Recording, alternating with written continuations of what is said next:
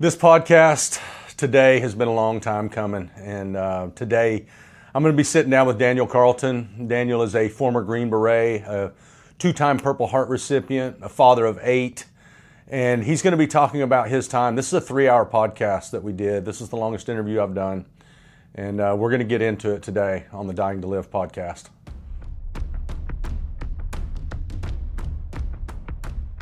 And that truck in front of me hit an IED. Boom, just flipped that thing over, just pow right there on the spot. And from that moment, just like all hell broke loose. And so I get up next to him with my M4 rifle, and I'm just like full auto, just trying to pin those guys down by just returning as much fire as possible, just changing mags, just doing that. And so the more things were coming out and those guys were investigating, more questions were being asked. Before or since, I have never seen a battle turn more quickly or brutally. We go from being totally outnumbered, surprised, to a dominant, crushing victory in less than 15 minutes.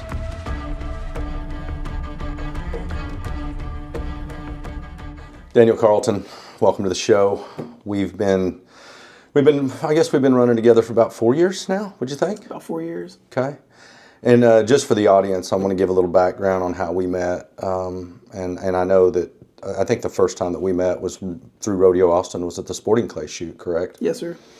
Yeah, and I think you know enough about me to know that I've been honored enough and privileged enough to be a part of the veteran community for a good 10 or 11 years now, just mostly due to putting together these outdoor adventures and hunting trips that I've got to do, and of course, through all of that, running onto stories like yours and being able to invite guys like you, men and women both, that have really faced adversity is what inspires me the most. And that's what I felt would inspire audiences. And I know you're a guy that really hasn't been out there in the light, and I'm really, really honored to have you here with me today. So welcome, man. I appreciate it. Yeah.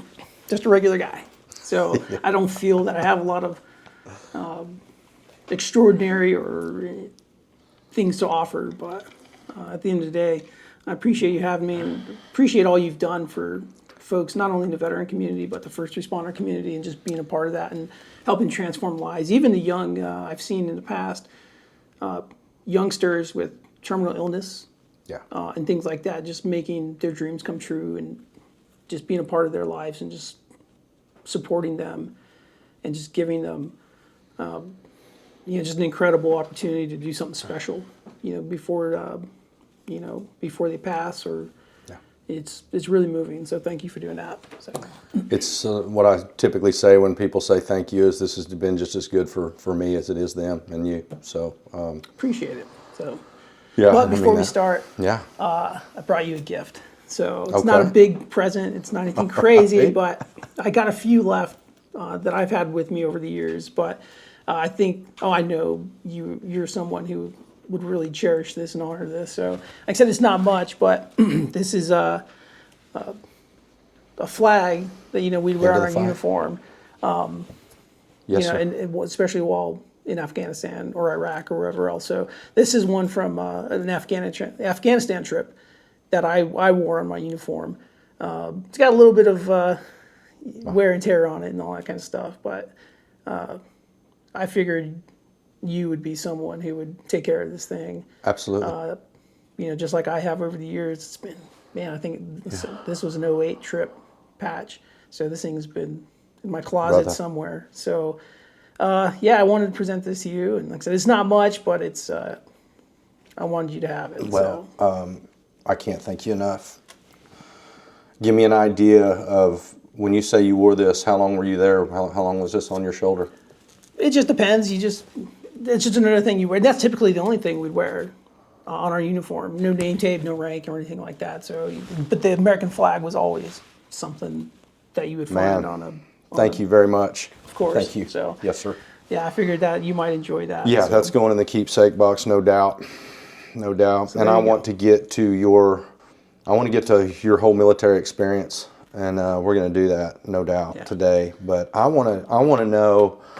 I kind of want to take it back to your childhood. I want to know where you grew up, what it looked like for you as a kid, your family, into high school, and where this all came from to get involved with the military. So talk to me. You got it. So, grew up in just outside San Diego, a town called El Cajon, California, about 20, maybe 25 miles east of the coast. So inland. Great childhood.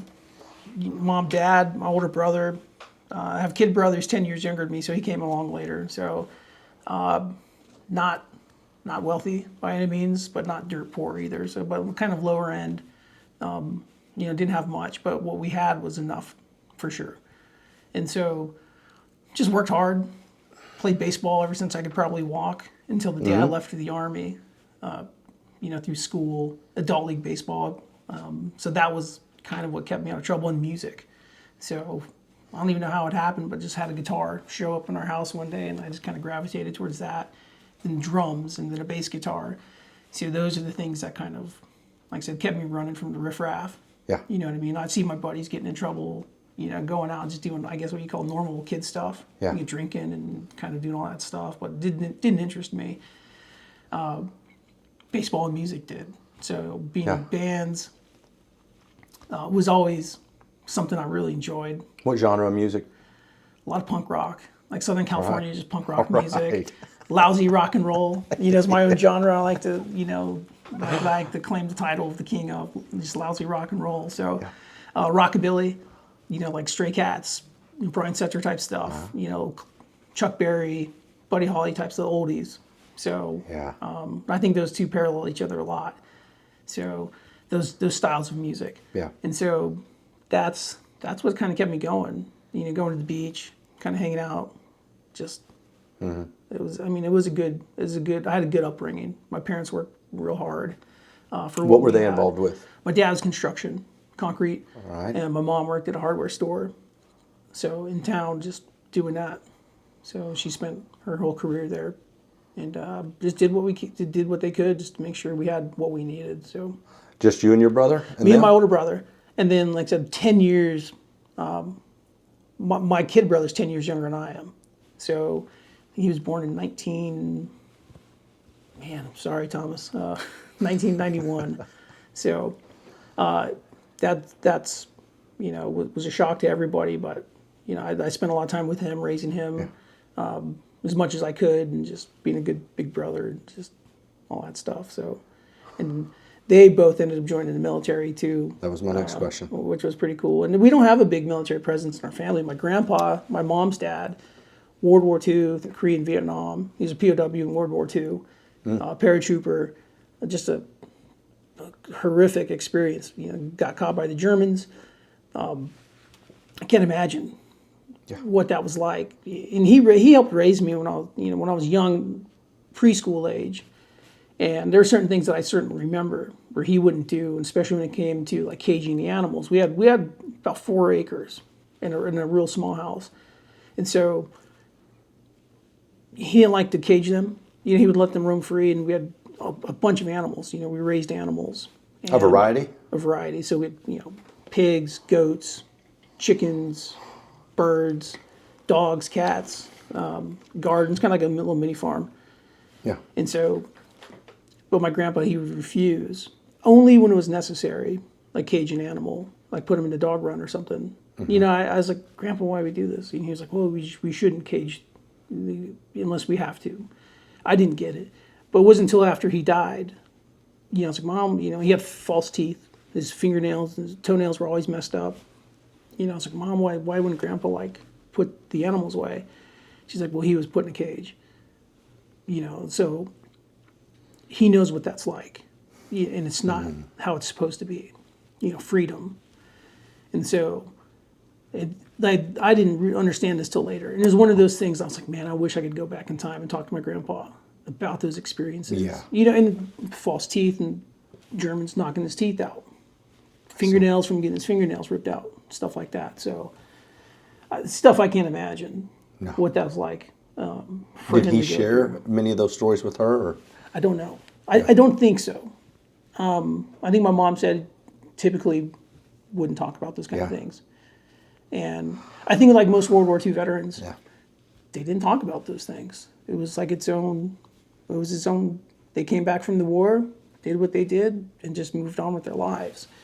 So While we're there on that, I want to ask you, it's much different these days. Why do you think that is as far as men and women opening up about their experience? it's a good question. I don't know. I mean, to me, I don't think there's nothing wrong with it. Yeah. I think you can learn a lot about humanity. We can learn about ourselves so much by sharing experiences. Yeah. And like I don't mind talking about my experiences. If someone asks me like, "Hey man, you talked about what happened to you or what's war like?" I'll tell them all day, good and bad. It's not always exciting like you see in movies where it's combat 24/7. You know, there's a lot of boring periods, dwell time between missions where things just aren't happening, or you go patrol and there's nothing going on. You don't see any action. But then there's times just like that, you're in some very intense engagements, gunfighting, IED, there's bodies, whatever that is. So, you know, like, Where did the interest come for you in the first place? Take me back there. I don't know. I think as I got my senior year, like I said, we didn't have a whole lot of money. I knew I wanted to go to college. This is 1999, pre 9/11. I was like, you know what? I think it'd be cool to go do that, get some life experience. Because I could see the people around me. I knew what they were going to do. They're just going to hang out at their mom's house and their dad's house and just kind of like drag around for a couple years. And I was like, man, I don't want to waste my life like that. I want to kind of accelerate myself to some degree. So it's go in the Army, do my service, learn some trade of some sort, get the college money, come back. I wanted to go to Europe and experience these kind of things and just grow as a person. And so, yeah, that was it. I went and talked to the recruiter, and I went to the Marine Corps first. Okay. You know, and it's like Marine Corps, Army, Air Force, Navy, all the doors are next to each other. Yeah. And so I did the test for the Marines and all that stuff. I'm like, yeah, you know, my mom's like, man, Grandpa's probably rolling in his grave. You're like even thinking about being a Marine, you know? And so one day I show up to follow-up appointment with the recruiter, and the guy wasn't there. So, of course, old Sarge from the Army just opens the door and is like, man, Marine Corps is going to leave you hanging every time. Like, Is that right? so, why don't you come, just watch a video and show you what the Army's all about. Yeah. So, of course, I go in there, and next thing you know, I'm like, yeah, I think this is what I want to do, you know, just join the Army. And, of course, the Marine Corps guy is like, what are you doing in there, you know? I was like, sorry, you didn't show up, you know, and this guy just came and we watched some videos and talked about my family heritage. You know, Just my that day or grandpa. the following days? He got in touch with you and found out? Yeah, of course he does a follow-up, like, you know, and he see me hanging around. So, and that's when I was like, you know, I'm joining the Army. You know, it took me a while to commit. You know, like I remember my recruiter coming to high school, not seeing him, not kind of like dodge, you know, dodge, dip, duck, dive, dodge. You know, he'd be looking, you know, I know he's looking for me, and I was like, man, I want to talk to this guy. But eventually, you know, I was ready to commit and join. And my dad's brother, he was a long-range reconnaissance patrolman in like the Cold War in the 60s. Really interesting stories that I didn't know about until later in life. And I mean, that's a cousin in the Navy. I mean, that's really extended like military service in our family. So we don't come from like a big, long line of service members. So, like I said, at the end of the day, I was like, man, I think this is what I want to do, at least for 4 years. I'll do 4 years and kind of get out and just, but I really enjoyed myself. I really enjoyed service. So, and then after 9/11, it changed. The world changed. The military changed. So. And you were in at that point, though, correct? I was in Germany when 9/11 happened. All right. Yeah, wild. So your MOS was? So I came in as a 88 Mike, which is truck driver. All right. Recruiter's like, what do you like to do? I was like, I love driving. I want to go to Europe. I want to go to all these countries. He's like, got the job for you. You know, just drive around. You'll take haul stuff across Europe, to all these bases. You'll make some extra money while you're on the road, kind of just like a regular truck driver does. And you'll get to do all these things that you want to do. So I was like, sign me up. And found myself in Germany and loved it. I was in a 1st Armored Division, Field Artillery Regiment, 4th Battalion, 27th Field Artillery. And showed up in the ammo platoon. I was brand new private, E1, like no rank, just a bottom of the barrel, dirtbag private. And met some really great guys who I'm still in touch with. We're great friends today, which I think is very important for service members to maintain those connections and just be there. Yeah. And we just stayed in touch. And of course, after a few years, guys start going, you know, they change duty assignments and you kind of lose touch. But this group of guys was so powerful. You know, we all lost touch. Everyone went their own ways. But we've come back and really rekindled and strengthened our friendship and our brotherhood, and it's really cool to see because everyone's had their own journey. There's guys who stayed in their entire life in the military and they have struggles. Guys who did their first or maybe another enlistment and got out. And so just to be there to support each other because for me, I mean, when they all came to San Antonio, we had a reunion, after I got hurt, just reconnected, just show support. How many of them? Oh, man, there's probably maybe 6 of us total. Wow. So it's a special bond. I think Yeah, the veteran, bet. especially the veteran bond, or especially guys you serve in combat with, there's no bond like it. And It seems like it. yeah, it really is. I mean, it's different in its own way, and even different than a spousal relationship, which is hard for spouses to hear that Yeah. because that is its sacred Yeah. relationship in itself. Yeah. But there's no other relationship like you have being in combat with someone where you're asking them to really, I put my life in their hands and their life is in my hands to make sure they get home Yeah. Well said. and do everything you can to make sure everyone goes home. Yeah. So that is a very special relationship. All right. So the MOS truck driving, Truck driving. where did that lead? Well, we go to Kosovo, I think in 2000. We go over there. First taste of a deployment, a peacekeeping deployment. And I see these guys wearing, we're walking around, we have our rifle, and there's times we're in body armor, helmet, and stuff like that. But these guys walk around in baseball hats, like shorts with no shirt on. I'm like, who are these guys? They have their own little hooch, a little hut by themselves, where it says, like, don't come over here, we'll kill you, in 3 different languages.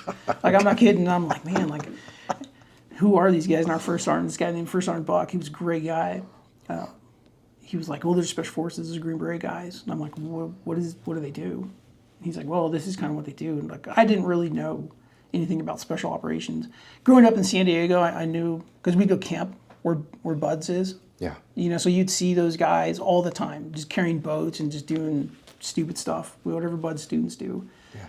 And so I knew of Navy SEALs because of where I grew up. And like I said, we'd camp down there.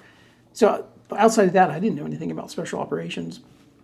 And so immediately I was intrigued. I was just really fascinated. And then I got the courage to go talk to these guys. I'm an 18, 19-year-old kid. I'm like, well, what do you guys do? The guy's like, well, this is what Special Forces is. This is what Green Beret is. And so I was like, it's pretty interesting. So we end up redeploying to Germany. I go to talk to a Special Forces recruiter, who recruits guys from in-service. And the guy was like, hey, I just came down in order to go to Fort Bragg. And he's like, well, everything's a Bragg. All the Q course, the qualification course. So just wait till you get there. So I was like, okay. So just trained on it, just trained, just kind of figured out. But this was really when the internet wasn't like it is today, where you can just go on YouTube, listen to guys talk about the pipeline or read books, stuff like that. So it was still a very mystery. It was very mysterious. And so one of our guys, he was a mechanic in our battery. He went to selection, and he went twice. And so of course, he didn't make it. But I was always asking him. How long is selection? Excuse me. It varies. I think when I went, it was I want to say 28 days or 21 days or 24 days, something like that. I think they kind of change it up and they're looking for different things. So I think there's periods where it's 2 weeks long. There's some where it's longer. So it just depends on what those folks who plan these things and really assess students, what they're looking for, they change it up. So I went and it was a little bit longer. But yeah, that's what I did. I was like, man, this is what I want to do. At least try. That's what I always told myself. It's at least go try. And then 9/11 happened. And, so it just totally changed the tempo of everything in the military's focus. So from being a peacetime army to now it's like wartime. Yeah. And so peacetime army wasn't very fun. I mean, it was you trained a lot. So we were in and out of the field all the time. A place called Grafenwehr in Hohensfeld. 2 training rotation sites in Germany, and you're just constantly just training for war. And so that's what we were doing. And then when you weren't doing that, you were in the motor pool, doing maintenance on your vehicles, getting weeds out of the cracks of the cement, you know what I mean? Area beautification, painting rocks and stuff, just stuff to keep people busy. And then all of a sudden, that changed. I remember when 9/11 happened, we were coming back because I think it was about 3 o'clock in the afternoon in Europe time. So being in Germany, we come up, we're about to close out the day, and we're in my friend Vasquez's room, who's one of the guys we still talk to. We go to Vasquez's room, and I think the first plane had hit the tower, and so we're like watching TV, and we're just like, what is going on here? And then we're in his room, and all of a sudden, that second plane hits. And we're like, go downstairs. Someone go downstairs and tell the first sergeant, turn on the TV. Because we didn't know who knew or what was going on. And so everything was just locked down. You know, just they're trying to get information because nobody knew what was happening. So I just remember everyone getting their rucksacks ready, all their full combat gear ready, and just being packet. We just had everything staged outside in formation, and we were just waiting to go somewhere. And what we ended up doing was going to secure the American villages in town, like where Americans lived off post. So we'd go there, we'd set up a perimeter, set up checkpoint, you know, to make sure, because no one knew what was going to be targeted, or no one knew what was going to happen. Yeah. So our priority was to shut, you know, the base security got really tight, and then they just pushed us out into town and just secured the local community where the Americans lived. But it was really touching because the Germans, they'd come to us. You know, and of course, we don't know what's going on. We're like, who, you know, we just saw what could happen, so anything could happen. And so the Germans, they'd come and bring us food, you know, and they'd bring flowers, you know, just show support, you know, because a very strong partnership with the Germans, especially the people in the community. Wow. And so at that point, I was like, man, who knows what's going to happen? This war could last a long time, or, you know, is anyone's guess. But I think people kind of understanding warfare in that part of the world, insurgency and guerrilla warfare type stuff, like, I think that we knew that we were going to be there for quite some time. Yeah.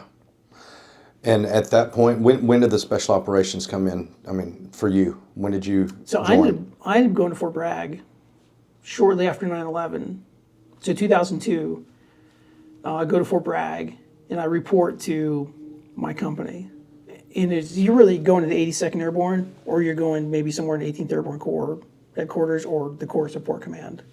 And that's So let me ask you this, since I'm a civilian, and there's a lot of civilians out here, explain the difference in what that is. so 82nd Airborne, America's first responders, as they like to be, you know, anywhere in the world, 18 hours.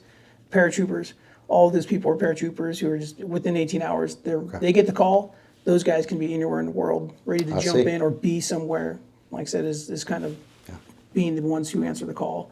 So very high speed unit, very, very historic unit with the lineage. World War II, the 101st and 82nd Airborne, like just crushing it. You know, just when paratroops, the concept of paratroop operations was still very, very new.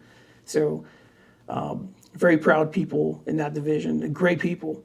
You love to see those guys on the battlefield because they'll get it done. So that's where most everybody goes.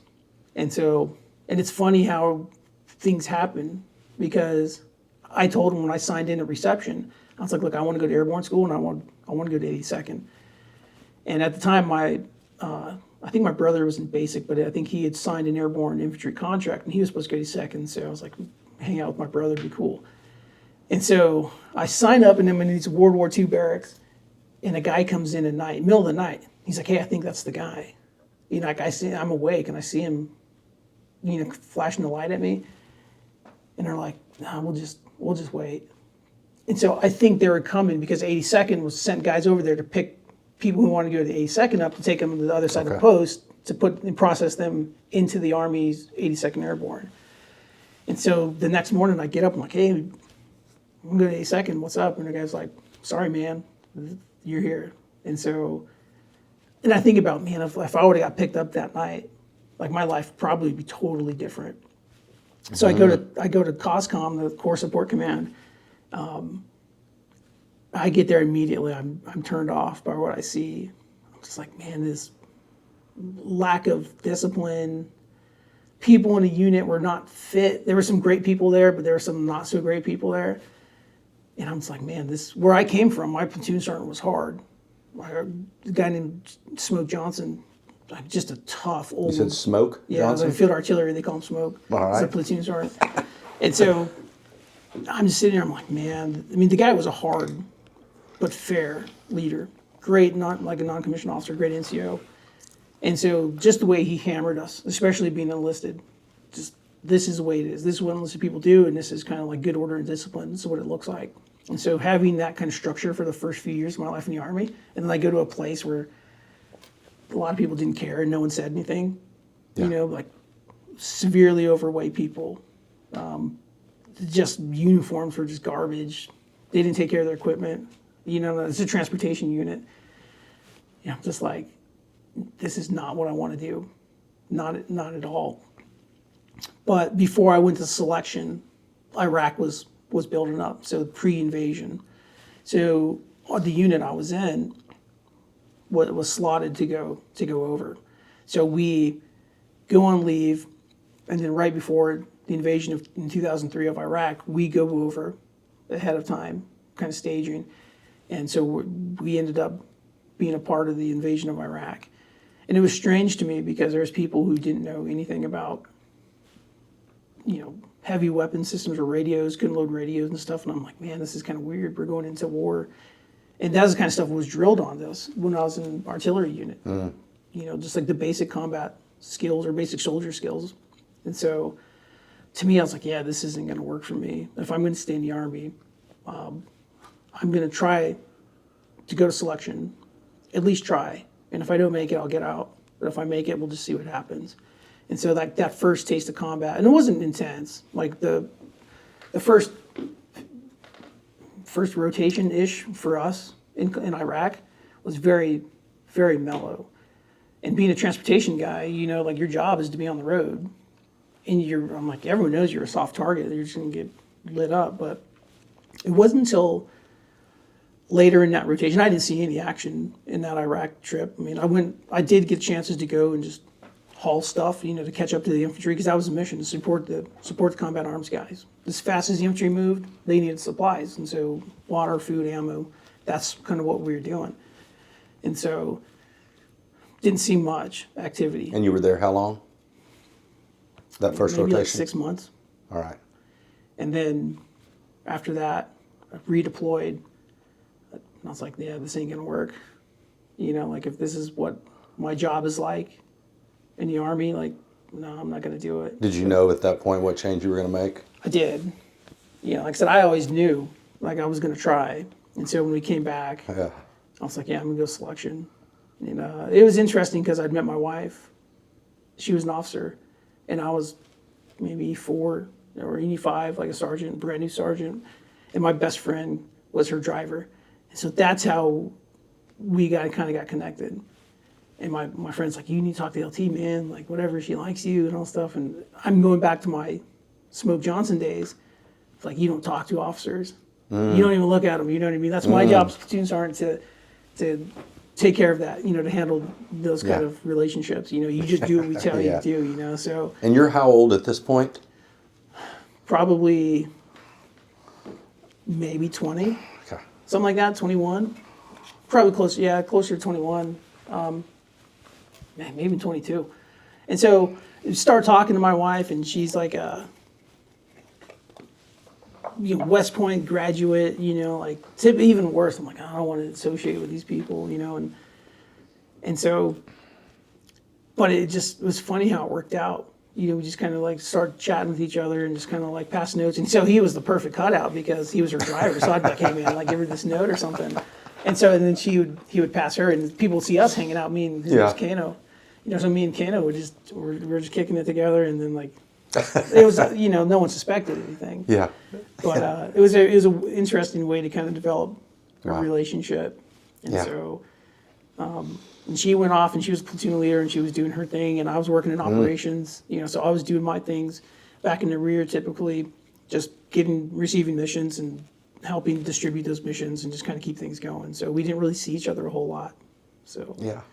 but then that rotation ended, and like I said, I knew, and I told her, I was like, look, I'm gonna go to selection. And if I make it, you know, I'm gonna give everything I got to be a part of this.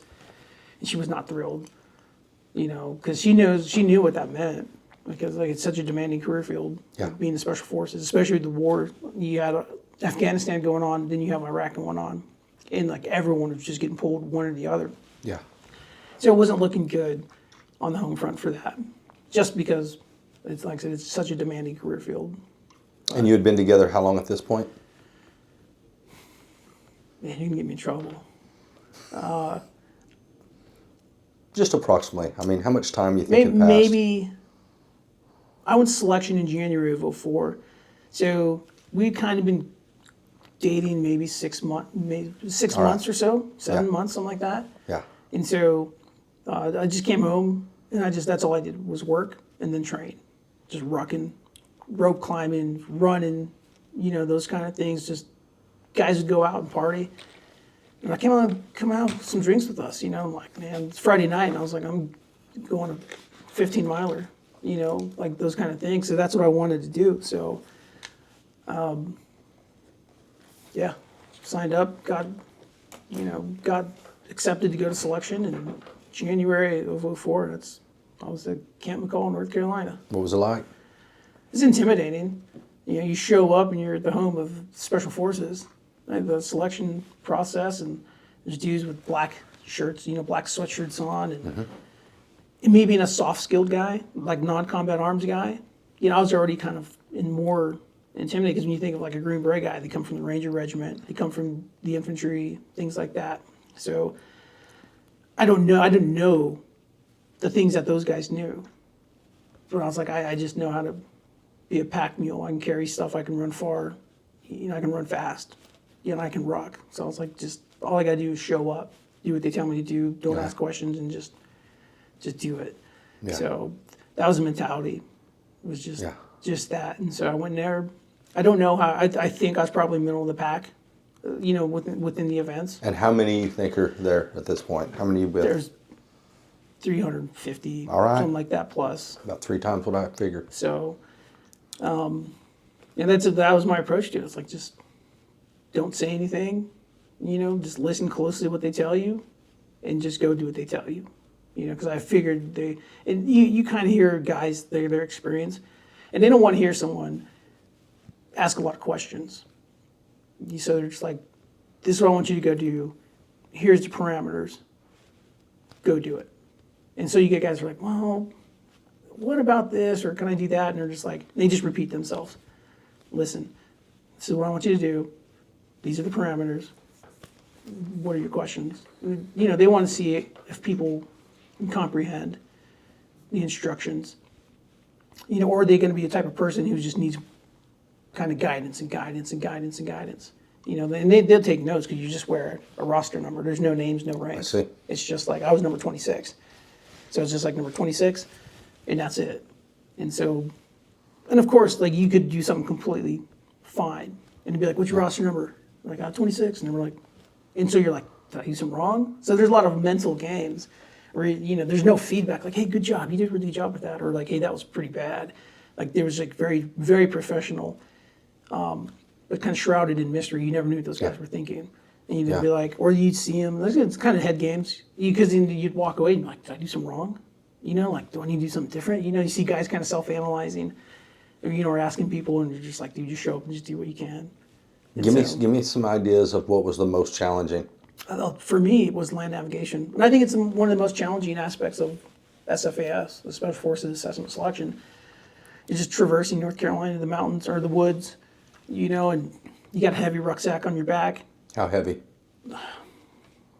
I would say at a minimum like 65 pounds. All right. They give you a set list of items you have to have. But there's stories, and you'd see it, they have a bunch of scales, and guys are like weighing, and like, you don't know if this is true or not, but the scales may not be calibrated accurately. So if you show up light, done. Like, you can't follow instructions. We said a minimum of 45 pounds. You show up with 35, like, get out of here. So guys are constantly overpacking. And so it was better to be heavy, but not too heavy. You know what I mean? So like, you guys was constantly just loading stuff in there. So and you start like at midnight. So you do your land navigation at night and day iteration. So you just go all night. And when sun comes up, then you finish up like 10 or 11 in the morning, something like that. And you're just constantly just a compass and a map. And you're just, they call it the star course. And you just find these points, and basically you look at a map and you're making you're making like this giant star. So you go from one point all the way up here to this point down here. You know what I mean? It's like it's pretty gnarly. Is this in a group or individually? Individual. Most of a selection is individual. There's team week, but outside of that, everything's on your own, which is interesting because I mean they want to see how you do Yeah. by yourself. Yeah. Because there's guys who just they can't handle it. They're like, I need someone to like check me, you know, like, hey, is this, you know, are we doing the right thing? Are you know, it's very, very individual driven. So they want to see what kind of skills you have as an individual, and they're assessing your critical thinking abilities too. They put you in some really weird spots, you know, and you can ask questions like, hey, what do you mean by this? The guy would just repeat it, you know, so you walk away and be like they want to see how you figure it out. You know, like that's what one of the things they're looking for. Is this guy a critical thinker? Is he going to figure it out? Or is he just going to rely on someone to be there for him and just give him the answers? You know what I mean? So, and that they typically just walk away. And so, yeah, most of it is very individual. All right, so give me an idea of how much distance you're covering and how much time this is taking. I can't even tell you. Any idea? A lot. Okay. You know. Enough said. And there was times, I think the first Star Course iteration, I didn't make time. I think I got like 4 points out of 5. You know, so the guys that make it, they go off into their own little group, you know, and then the guys who didn't make it, retest, you know, so, and of course, they're dusting you off. They're making you do PT, like just smoking you and just doing stupid stuff and kind of just keep breaking you down. And then those guys go off, and like guys who passed Star Course, they go do their thing, and then all the retrainees just kind of disappear. Like I said, like they make you do other stuff until nightfall.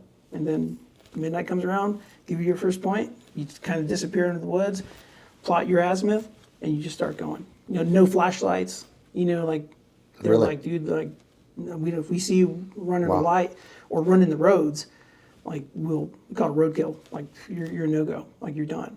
And so that's all you did. So yeah, I struggled with that, but passed. You know, but everything else, like I don't think I had too much trouble with the PT. The rucks, the runs, stuff like that. I was just a dumb animal.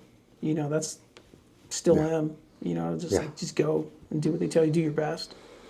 Yeah. And then at the end of the selection, people quit in the middle of the night. We called it the shack of shame. You know, you'd see people you'd wake up the next morning, and like the guy next to you would be gone, or a couple guy over here or over there would be gone. You know, and the formation size would get smaller and smaller and smaller. And then in the shack of shame, you'd see those dudes over there like eating chow, kind of hanging out. You know, but called the shack of shame for a reason. Yeah. You know, you're like, man, I'm still here. Can't imagine. You know what I mean? So you're just like, man, it's a good feeling. Yeah. And so at the end of selection, you know, got to the point where it's like, roster, if we call your roster number, come over here. And so they're just going down the list. Roster number 12 or 18 or 33. So you see guys kind of start going over on one side. And then you start looking around. You kind of be friends with people you're in your class with, right? And you're just like, man, like that guy was a stud. Or that guy was a dirtbag. You know, but like this guy was good, but that guy was also a dirtbag. And you're like, oh, And you don't know whether this you is a don't know what's positive or going not. on. Like we know it's like this is it. And so, but then again, you start questioning. You're like, because like, oh man, that guy was good. Yeah. You know, but like again, that guy was a dirtbag, but that guy was good, but this guy's a dirtbag. You know, and you're just like, you don't know what's going on. And like I'll never forget, they're just like separated into two groups. And the guy this is very clearly, he's like, you guys over here, go get your stuff. You didn't make it. You guys over here, get in the classroom. And so it was like, dude, like this is it. You know what I mean? So. And how big were those groups, each of those groups at that point? Man, it wasn't very big. I think maybe we finished, approximately maybe like 70 dudes. Out of 300 and something?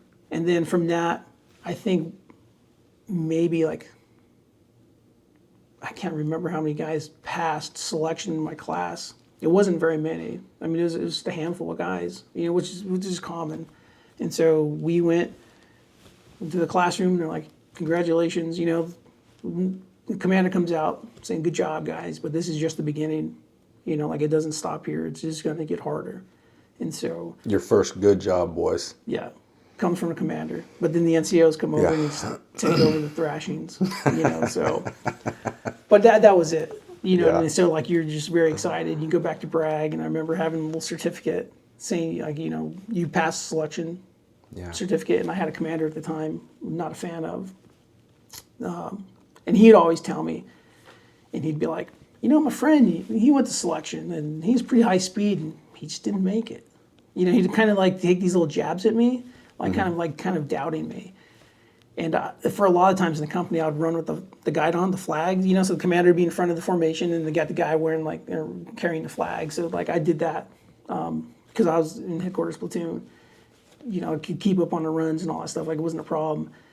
And so he would always kind of like poke at me, like make these kind of comments, you know, like tell me I wasn't going to make it, but without telling me I wasn't going to make it, you know. So I came back and I just taped that right there to the commander's board, and I was like, I can't wait to leave, you know. And he tried to stop me. I mean, the day I was leaving for airborne school, my section chief, he's like, hey man, commander wants to see you real quick.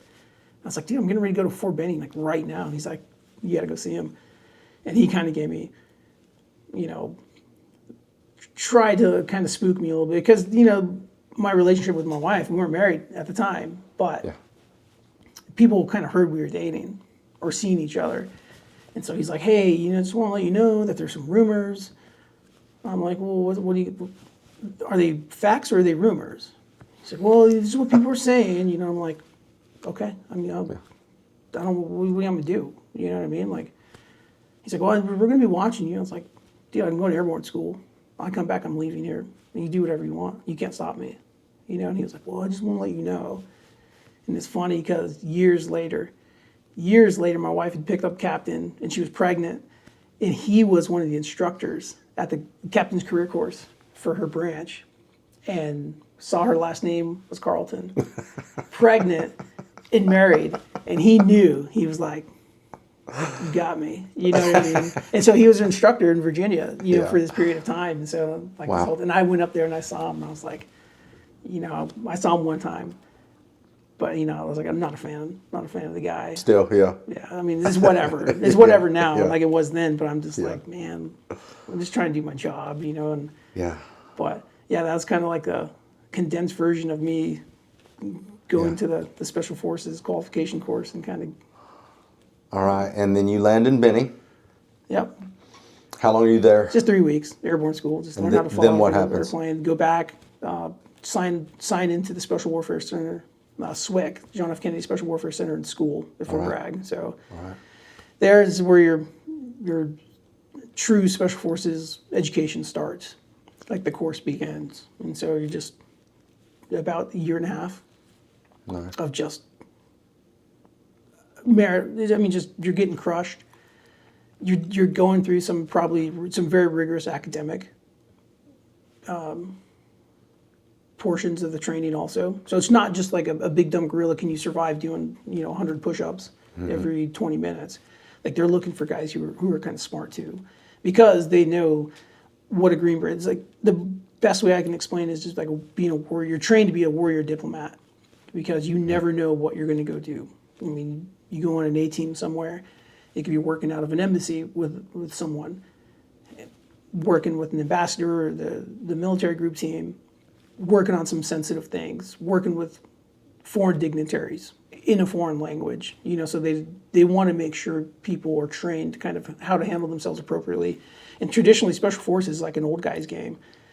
Mostly an A-team was comprised of guys who were, in their 30s.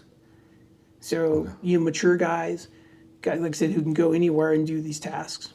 Be a commander can have complete confidence that they can show up and represent the United States in a certain way. And I'm assuming you went to language school as well? I did. As part of the Q course. So I picked up Spanish. All right. So did Spanish. My unit that I was assigned to was 7th Special Forces Group, and so they cover Latin America. So Central, South America, and the Caribbean. So that's like our primary area of operations. Got you. And how many, there's 7th, 3rd? Yep, 1st group, 3rd group. These are the active duty groups. 1st, 3rd, 5th, 7th, and 10th group. And then you have 19th and 20th group, who are, I think, National Guard guys. And so that's the Green Beret makeup of the Army. So, and I went to 7th group. When did the action begin for you? As soon as you graduate, Okay. I mean, immediately you get to a team. If you get to a team, you show up and you're a new guy, and people are like, like it doesn't.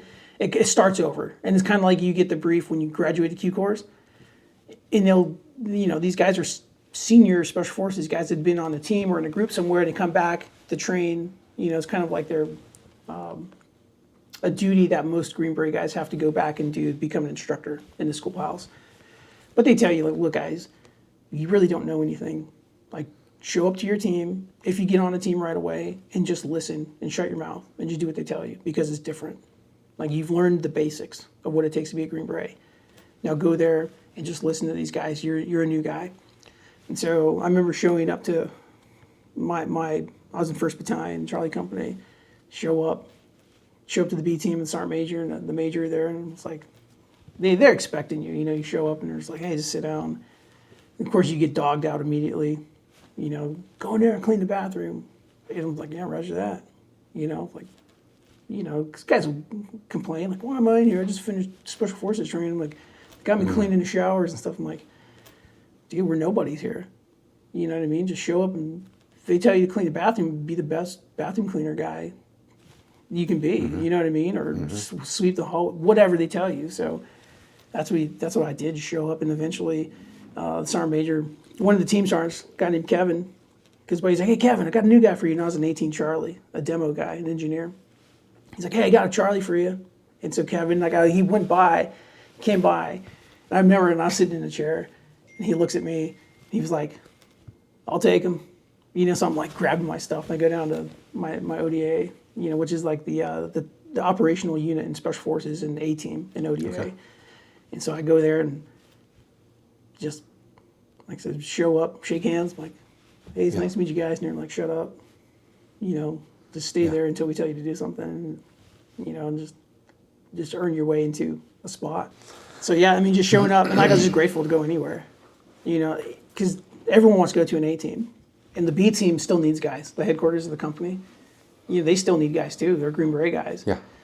And I'm like, man, I want to go to the B team. I want to be an A team guy. So I did, and I spent years on ODA 731, and just very unique mission set, because there's, your direct action guys, there's your mountain guys, there's your water infiltration guys, there's your halo, high altitude opening parachute guys, there's your combat divers, and then there's like your whatever else. Like, so each team has a specialty. So on my team, we were like a direct action team, but kind of, it's called pilot team, where you're kind of doing, long hair, the guys call them different things. Long hair team, where guys like work on kind of the secret squirrel type stuff.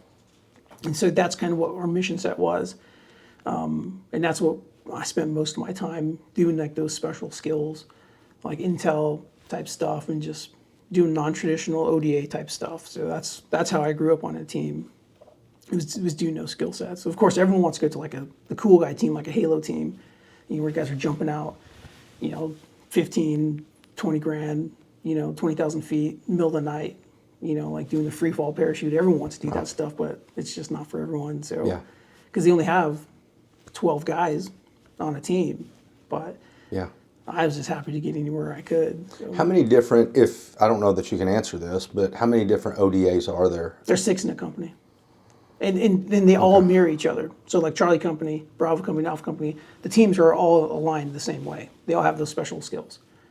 So why is it 12? Why is it 12 guys per team? 12 guys, it's by doctrine, there's supposed to be 2 18 Bravos. So 2 Special Forces weapons guys. So 18 is the Special Forces career field code. So 18 Bravos weapons, 18 Charlie, 18C is a engineer, 18 Delta is the medic, 18 Echo is your radio guy, then you have an 18 Fox, and then who's your intel, who's the senior SF guy, and then you have 18 Zulu, who's the team sergeant, and you have your 18 Alpha as your captain, and then if you're lucky, you have a 180 Alpha, which is the warrant officer, so he's like the executive officer, second in charge. And so if there's a need for a split team operation, in theory, the 18 Alpha, the captain, can take one of each MOS, and have those capabilities, and like the team sergeant or the warrant officer will take the other half of the team with the same set of skills. So Gotcha. one medic here, one medic here. Gotcha. One weapons guy here, one weapons guy here. So that's why it's 12. And what is the role of an engineer? Construction demolition, like his primary duties, and then secondary is logistics. So everyone has their primary and secondary duties. So for me, demo primarily was making sure guys know how to calculate and place charges, how to attack certain targets on an objective with explosives, things like that. So IED stuff, especially with Afghanistan and Iraq going on, like just training guys on like what to look for, how to handle those scenarios and things like that. So, Do you remember vividly the very first time you really saw some action? I do. In Afghanistan, yeah, I mean, it's one of those things, you're just driving. Well, my first trip to Afghanistan wasn't like a true, like, traditional ODA where you're just rolling out hidden targets. Like, because of the specialty skill of my detachment, doing intel collection, and kind of like this secret squirrel type stuff, we were trying to be sensitive here, like Understood. not expose a whole lot, but we're intelligence focused. And so when guys were, we'd hear our teammates or our company mates going and getting in gunfights and stuff like that, and like you're just kind of hanging out. You're like, man, this kind of hurts. You know what I mean? It was To not be a part of it? Yeah. And guys would roll through occasionally, and like you'd see them all dirty, and you're just like hanging out. You're just like, dude, I want to go help you guys. I want to be a part of it, but it's just not what we were tasked to do. And so we had a very unique mission, which had its own challenges. Like we would do a lot of low visibility operations. So especially me and another guy named Joe, we ran 2 cells of this operation. And so for me, especially, with the skills I was learning, and Joe had these skills, and he was one of my mentors, like I would go into town or go into Kandahar in a station wagon, dressed like a Haji, like we call Haji Flaj. I'm wearing like their clothes. Of course, I had a big beard. I looked the part. A lot of people thought I was Arab, tan, wearing the whole turban and stuff like that. And All right. we were going to go do what we were doing. But it's not like we were in a Humvee. Yeah.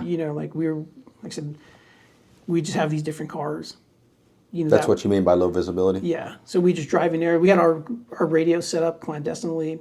Like you couldn't tell. We were just another vehicle in traffic somewhere. And we were going certain places, doing certain things, trying to just blend into the populace. Yeah. And so for me, like I'd sit in the front seat. We had clandestine radios, so you just kind of sit there and, push the button and you talk, like, hey, this is what we see. And traditionally, there'd be just one other vehicle with us, with, vans, with the curtains, and you'd have guys in Haji Flaj too, dressed up in local garb. We all had guns, like tucked away and stuff like that, but in case we made contact. But it was just us, like no one was coming to get us, so.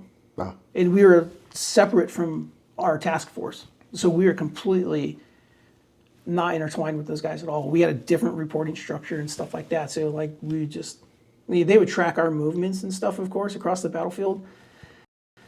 But it was just a non-traditional rotation. But I mean, that in itself, like your first time you're leaving, you're like, did someone watch us? You see guys on the phone, you're leaving the gate, and your driver, is trying to create create an opportunity to pick up surveillance, to make sure you're not getting tailed and stuff like that. So you're kind of like already on edge. And of course you're worried about like, man, someone's going to like do a roadblock or an illegal checkpoint, and, like drag me out of this thing. I'm going to go down shooting. Like, am I going to get my head cut off on the internet? Yeah. You know what I mean? You're just like, because like I said, it was just us, and you're in the middle of the downtown Kandahar, for instance. Anything could happen. Tire blows out, car accident could happen. So like you train, you prepare for these scenarios, but like you never know what could happen. Yeah. And there was one instance that I remember where Taliban, like we were like, okay, those are some Taliban guys right there. And they looked at us and we looked at them, and my team sergeant Kevin was with us, and I was like, hey Kevin, like, and he was in the back. I was like, hey Kevin, like there's some gnarly looking dudes, like some pipe hitters right there. And and they kind of scramble, and I'm like, man, like I think the gig is up, but I think our driver, we'll call him Big Tony, American citizen, Afghan guy, he's like, oh, I got it, like, and just figured it out, just kind of like, dude, like you're doing counter surveillance type stuff, so so. But we came back. I think we all did a pretty good job. Like we learned a lot. Like I said, it's not guys were either happy or unhappy because guys are like, I don't want to do this. I want to go kicking doors. So Yeah. so that kind of exists. I mean, you can't make everyone happy, and intel stuff is not always the fun of it. It's a lot of this behind the scenes stuff. So Yeah. But yeah, we finished that rotation. We come home. It's the same stuff. Do another train up. Guys go to school somewhere for specialty schools or something like that. We picked up, I think, a rotation goes South America. So we go down to, Latin America, go do our traditional, it's called JSET. We're working with a host nation force, training these guys on just anything from basic rifle marksmanship to maintenance of their weapons to basic explosives, breaching and stuff like that, radio stuff. Just kind of force multiplying, just going down there and just building relationships with our allies and stuff like that. So we picked up another rotation down there, and then come back, and we went right back to Afghanistan. So in 2008. How much time did you have? Were you out? I mean, were you home at all? No, you pack your bags, do laundry, play with the kids, and then you're literally gone. Wow. And that's the op Yeah. tempo. Yeah. The operational tempo of not only special operations, but the military at the time. Like you think 06, 07, 08, 09, especially Afghanistan was on fire. Just so much was happening over there. And so guys were just ripping in and out of there, just keeping the Taliban, especially, just on their heels the best you could. So there was really no time to do anything. So, Well, one of the things I've never asked you is how many deployments did you have? I did combat rotations. I did my Iraq one, my 03, and I did 3 more to Afghanistan. So, Okay. and then, Kosovo is a peacekeeping mission. The JSETs aren't traditionally counted as a deployment, maybe like a rotation. I don't know. It's just a thing you go do. I mean, Yeah. you're gone. You're gone for 3 months, maybe 6 months. I did the Guatemala rotation 6 months. I did one as short as 45 days in Argentina. So, I mean, you're still away, but it's just not like a combat rotation at all. So, Yeah. so I did 3 to Afghanistan, 1 to Iraq, and then a bunch of ones across Latin America. At what point did you and Juanita have kids? Our first was born in 05. So I was in the Q course. So that's when our first kid was born, 2005. And then just, we have 8 today. Yeah. So, so it's Incredible. it's what she wanted. When we first started talking, she's like, I want to have 8 kids. And I was like, Really? that's crazy. I was like, I think 4 or 5 would be cool. But it just worked out. Yeah. They're okay kids, so I can't complain. So, no, they're great. And it made it easier Yeah. on me. And it's a hard thing. I didn't recognize, and I took it for granted, for sure. Was like the home life. Yeah. When my wife was still in the Army, she was active duty, and then, and so she was juggling the kids, the day-to-day household stuff, the appointments, and then her job. And I was out just doing whatever, just wherever I was in the world, so like I'd just come home, stuff was done, just pack my bag and just go somewhere else, go to school somewhere or a train up somewhere or whatever. Yeah. And man, I think a lot of people do. They just take that for granted. Yeah. They don't appreciate or fully understand what a spouse goes through, and what it takes to kind of keep the house going. Because especially in special operations, man, marriages, they don't last. It is very demanding. Yeah. And so divorce rate is very, very high. And I think during the GWAT, the divorce rate was high anyways, because you had guys in the 82nd who were gone for 15 months, maybe 18 months. So you get a lot of young couples and spouses like, I can't do this. And they come back to nothing, and Guys start drinking. I mean, it's horrible. Yeah. You know, so I don't think a lot of the public realizes kind of like what combat did to people, like their families. Yeah. You know, and a lot of people paid some serious prices. Yeah. You know, just come back. Like I said, it's horrible. And those guys, you know, I think special operations, like we saw our fair share of combat. Like there's no doubt. But you think about us going in for 6 or maybe 9 months at a time, and these guys are out there 18 months, 16, 15 months, in probably some of the worst places, like the Korengal Valley, Yeah. you know, the Helmand, where these dudes are gunfighting all the time. You know, Yeah. and special operations, like you do your share of patrolling and stuff for sure, but like I think a lot of traditionally there's a target packet somewhere, like there's a bad guy here, go pay him a visit. And so that's what you go do. Yeah. You know, and you come back, reset, you know, maybe do a presence patrol or go confirm some things or deny some things. But these guys are, like I said, they definitely pulled their fair share and probably seen a lot more combat than a lot of our special operations guys, just because of the length of the time they were spent in country. Yeah. And those guys would come back, recock, go do it again. Where was the Korengal Valley versus where you were? I was in Kandahar the whole time, so like the very southern part of Afghanistan. Yeah. That's where I did my trips.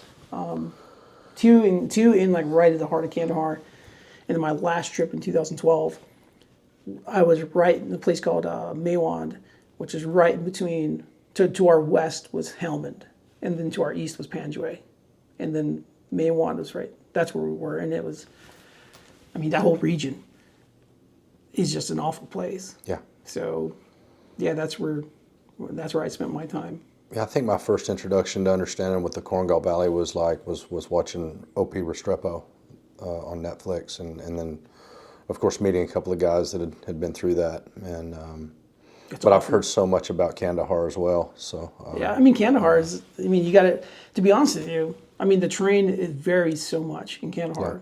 I mean, there's times we'd be out in the desert, beautiful, and then you'd be out in Arghandab River Valley, one of the most greenest, fertile places, lush places I've ever seen. You know, pomegranates like the size of your face. Never would have pictured that. You know, and I'm like, man, this is cool. It's too bad this place is just war torn. It just sucks. Yeah. Because I was like, this would be a place I would like to come back and just. There's so much to see. Like there's places where you'd go and fighting positions where Alexander the Great built that are still there. Say that one more time.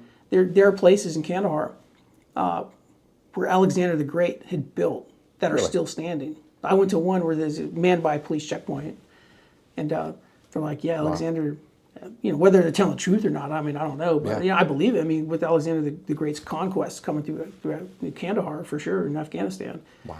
And they're just like, they're very proud. They're like, you know, this was here, you know, and Alexander the Great came here, you know, and all this other stuff. But you look at, you know, it'd be cool to go see these places and just enjoy. You know, the food is outstanding. Some of the best food I've ever had is Afghan. Yeah. You know, Afghan food. Yeah, like it's like, and I always talk to guys, Afghans. You know, like, man, I would love to come back here one day. Like, so, like, hopefully we can just come here and get rid of the Taliban guys and just you guys have your own peaceful. That's what they all want is to live in peace. Just like you and I, they're just like, we're tired of living oppressed, worrying about if someone's going to come take me away in the middle of the night because of something I said or something I did that the Taliban doesn't agree with, and they're going to make an example out of me. You know, so like you hear the stories and you see it in their faces. You know, it's like, man, it's just gutting to see how these people are living. Like at the end of the day, they just want freedom. Yeah.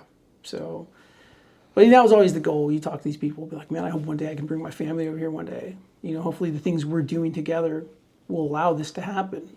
You know, so we can, you know, you kind of become friends with the people, the Afghans, your partner force, and you know, and you share certain things with these people, and they share certain things with you, and you know, obviously them being Muslims, and then you have guys who are mostly, you know, Christians or Jews, or even atheists. You know, talk about whatever their background is, and you still find common ground. Yeah. You know, and that was always the goal, is to make this place a better place. Yeah. You know. Well, I know people watching this right now don't have any idea what you've been through or your injuries. They can't see you here past what they're seeing right here. But I'd like to move forward to What happened the very first time you were injured, and kind of take it from there on into the rest, if we could. Yeah, so first time I got wounded was in October of 2008, October 8th, 2008. Crazy convoy mission from Kandahar, so Kandahar Airfield to Firebase Anaconda, which is in Uruzgan, northern Kandahar, where it really starts to become mountainous, kind of like that area of Afghanistan. So, yeah, I mean, it was close to 200 of these big trucks called jingle trucks. They're like kind of just like a semi truck ish, you know, and like they decorate them. They have chains on the bottom, little knickknacks on them, and they jingle. You know, so there's paintings and stuff like that. So basically, we were doing winter resupply because where Firebase Anaconda is in Uruzgan. It's the terrain is just gnarly mountains that are everywhere. You know, once you get snowed in up there, like they're not going anywhere. So the big idea was to push with my team being the lead element with our Afghan National Police guys, and then the jingle trucks, and then another team from our company, and then a small detachment from, I think, headquarters in the back. And so our job was just kind of just get these supplies up there. And I think to this day, it's like the biggest ground movement ever conducted in Afghanistan. And so we knew immediately. And when you say the biggest, what does that like mean? largest. How many do you think? How many vehicles? I mean, like I said, we had about 200 jingle trucks. Just the jingle trucks? Just the jingle trucks. And then you had our partner force, 2 or 3 trucks, I think. You know, and then our team, we had like, I think 4 trucks, and then the team in the back, 4 trucks. You know, I mean, and this thing would stretch out for miles at times just because the terrain was just so incredible and slow-moving animals. We'll bring up a photo for somebody to understand what these jingle trucks look like, too. Yeah, I know you they're showed awesome. me a little while back. I loved taking pictures Very of them, interesting. too. And because I'd be like, oh man, this is like a jingle truck of the week contest. You know, I'd take pictures and be like, all right, like who's going to win? Like number 1, 2, 3, 4. I mean, this is part of their culture. It's like you see truck drivers here in the States. Yeah. You know, with like graphics or decals or like mud flaps of like Yosemite Sam, you know, like their own, like what makes their truck special to them. Yeah. Because that's how they earn their living. That's their job, you know, as being a transporter. So, but yeah, it was crazy getting, and me being an engineer and doing logistics, we talked about that earlier. Logistics is like kind of my secondary duty. Mm-hmm. So for me to be like, okay, like what's in which container, kind of like, you know, how to interact with the drivers and make sure like they're getting paid and stuff like that. Just being able to assist in that process. So me kind of, that was my role there. And obviously IEDs. Like if there's an IED that someone would spot or a suspected IED location, and they get on the radio and be like, hey, Dano, I think there's an IED up here, or there's an IED right here. And so like I had a backpack full of my counter IED stuff, and I'll just hop out of my truck and I'd go start investigating. And I had a really great junior engineer. I was the senior engineer on the team. We'll call him LeBoyd. So LeBoyd, he, man, is an incredible soldier. Very smart guy. Just an awesome dude, very talented. And so at the time he was single, you know, and no kids, and like so it became like just a thing you would do for how much you care for somebody, how much you love somebody. So typically he would beat me to it. He'd hear it on the radio and be like, oh, I gotta go up here and do this thing. Because he was, you know, he knew my family. He saw, you know, play with my kids, and typically every Sunday we'd come to my house and he'd shred out on guitar, just a phenomenal guitarist. And, you know, I tried to keep up with him on guitar and stuff, or play drums for him, you know, and we had a little band, like, kind of practices. And so he'd come over, you know, like, we developed that relationship, and we were tight, and we're still tight. And I'd be like, dude, you can't just keep coming up here. You know what I mean? He'd be like, dude, if this thing goes off, and the IEDs were becoming more sophisticated. The tactics changed. And so you'd hear these reports of like, well, this guy was killed in action, and this is kind of what happened when he was messing with this IED, trying to render it safe or to blow it in place. And so you learn, you take the lessons learned from the battlefield, and you teach the team guys, like, hey, this is what's circulating around the battlefield, and this is how we're going to defeat it. And so a lot of times you're just like, man, I just don't know. So we'll just blow it in place. Even though there's times where, okay, we need to uncover this and figure out learn from their tactics so we can be aware, and then we just send samples or a report back to the headquarters back in Kandahar and just let them know what we're finding so they can figure it out and disseminate that information to the other guys who are uncovering IEDs too. So, but he was like, man, if this thing goes off and blows your face off, man, like, I'm not gonna, I'm not gonna have a real good time with that, like with your kids and your family, and like I have nothing to lose, so let me just do the IDs. So that was always his mentality. Wow. You know what I mean? And I was like, man, like, the same way. I'm like, dude, I don't want to see nothing happen to you. So Yeah. we'd kind of just go back and forth of kind of like who's gonna do an IED today, and on this route we were finding them all over the place. So we just take turns blowing these things up and just learning what we can and just making the route safe. So, What does it feel like walking up to or getting that close to an IED? I mean, it's certainly like unnerving. Does it stay that way? I think when it doesn't, because there's times I'm like, I'll give you a great example. I'll never forget is December 24th of 08, the same trip. Christmas time, holiday times, like operations slow down, because last thing you want to do is get someone killed Christmas, Thanksgiving, New Year's, like, which traditionally is a great time of the year for families to gather. Yeah. And then now like, oh man, it's not so good because, our son was killed, Yeah. and it's just a bad time of the year for us. Yeah. Never a good time of the year when you have someone who was killed in action, but it's just certainly not good. Like when you think about the traditional holidays and kind of what that means for people. Mm-hmm. And so I ran the sources, like our intel sources, like the human intelligence side of things for our team. And guy calls up and he's like, hey, there's an IED in this little village down here and it's right on the road.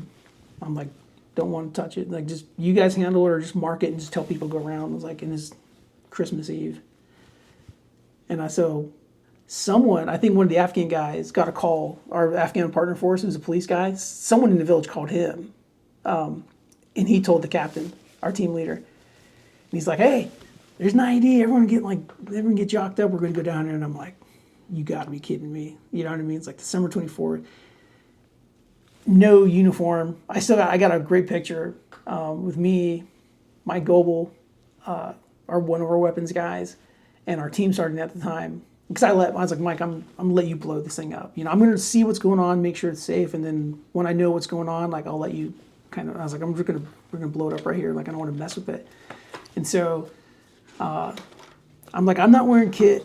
I'm not happy. I'm wearing this red ho ho ho shirt that one of our medics' wives had sent us, like these Christmas shirts. Like wearing a baseball hat and some like cargo pants or whatever.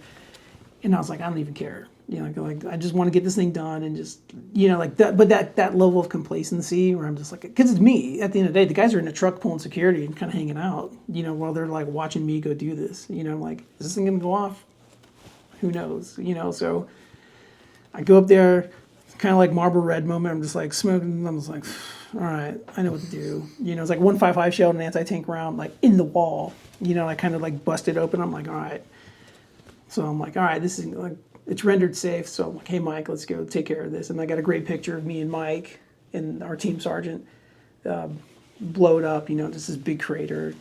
But that's it's a good moment where I'm like, man, you can't be like that, because those little moments of complacency like will kill you, especially when you're dealing with like these guys who have nothing and are just rigging things up in an improvised fashion where there's like, we're gonna make this work. Pressure plates where you step on something and that closes the charge, and next thing you know, like you didn't even see it coming. Yeah.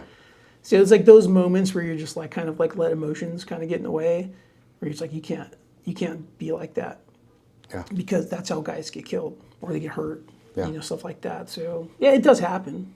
And I think it happens in gunfights too, like those moments of complacency, or like. I know we're going to get there, but I also want to ask you, when you talk about that's how you lose guys, how many buddies of yours have you lost in combat alone, do you think? 10 guys that I knew personally. Yeah, and they are Eric Caban, William Bill Brown, Tim Paget, Jeffrey Pa Kettle, Travis Hunsberger, Gary Vasquez, Jamie Nichols, Brian Woods, Drew McKenna, and Mike Goebel. Guys that I went to the Q course with, guys in my company that I was friends with, guys in the battalion, So yeah, there's 10 guys that I knew just war fighting, just, a lot of dudes. We all know what a epidemic there is with suicide. How many of you lost to suicide? Two guys that I knew fairly well. And they are Stephen Jackal and Joe Kapajaski, Joe Cap, as everyone called him.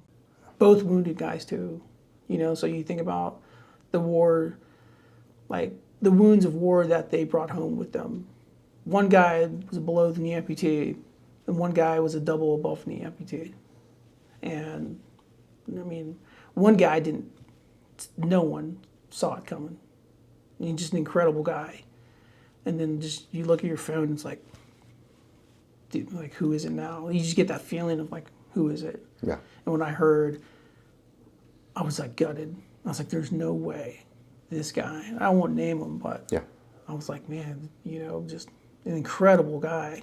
And did a lot of volunteer stuff for wounded warriors and their families down in Kerrville, Texas.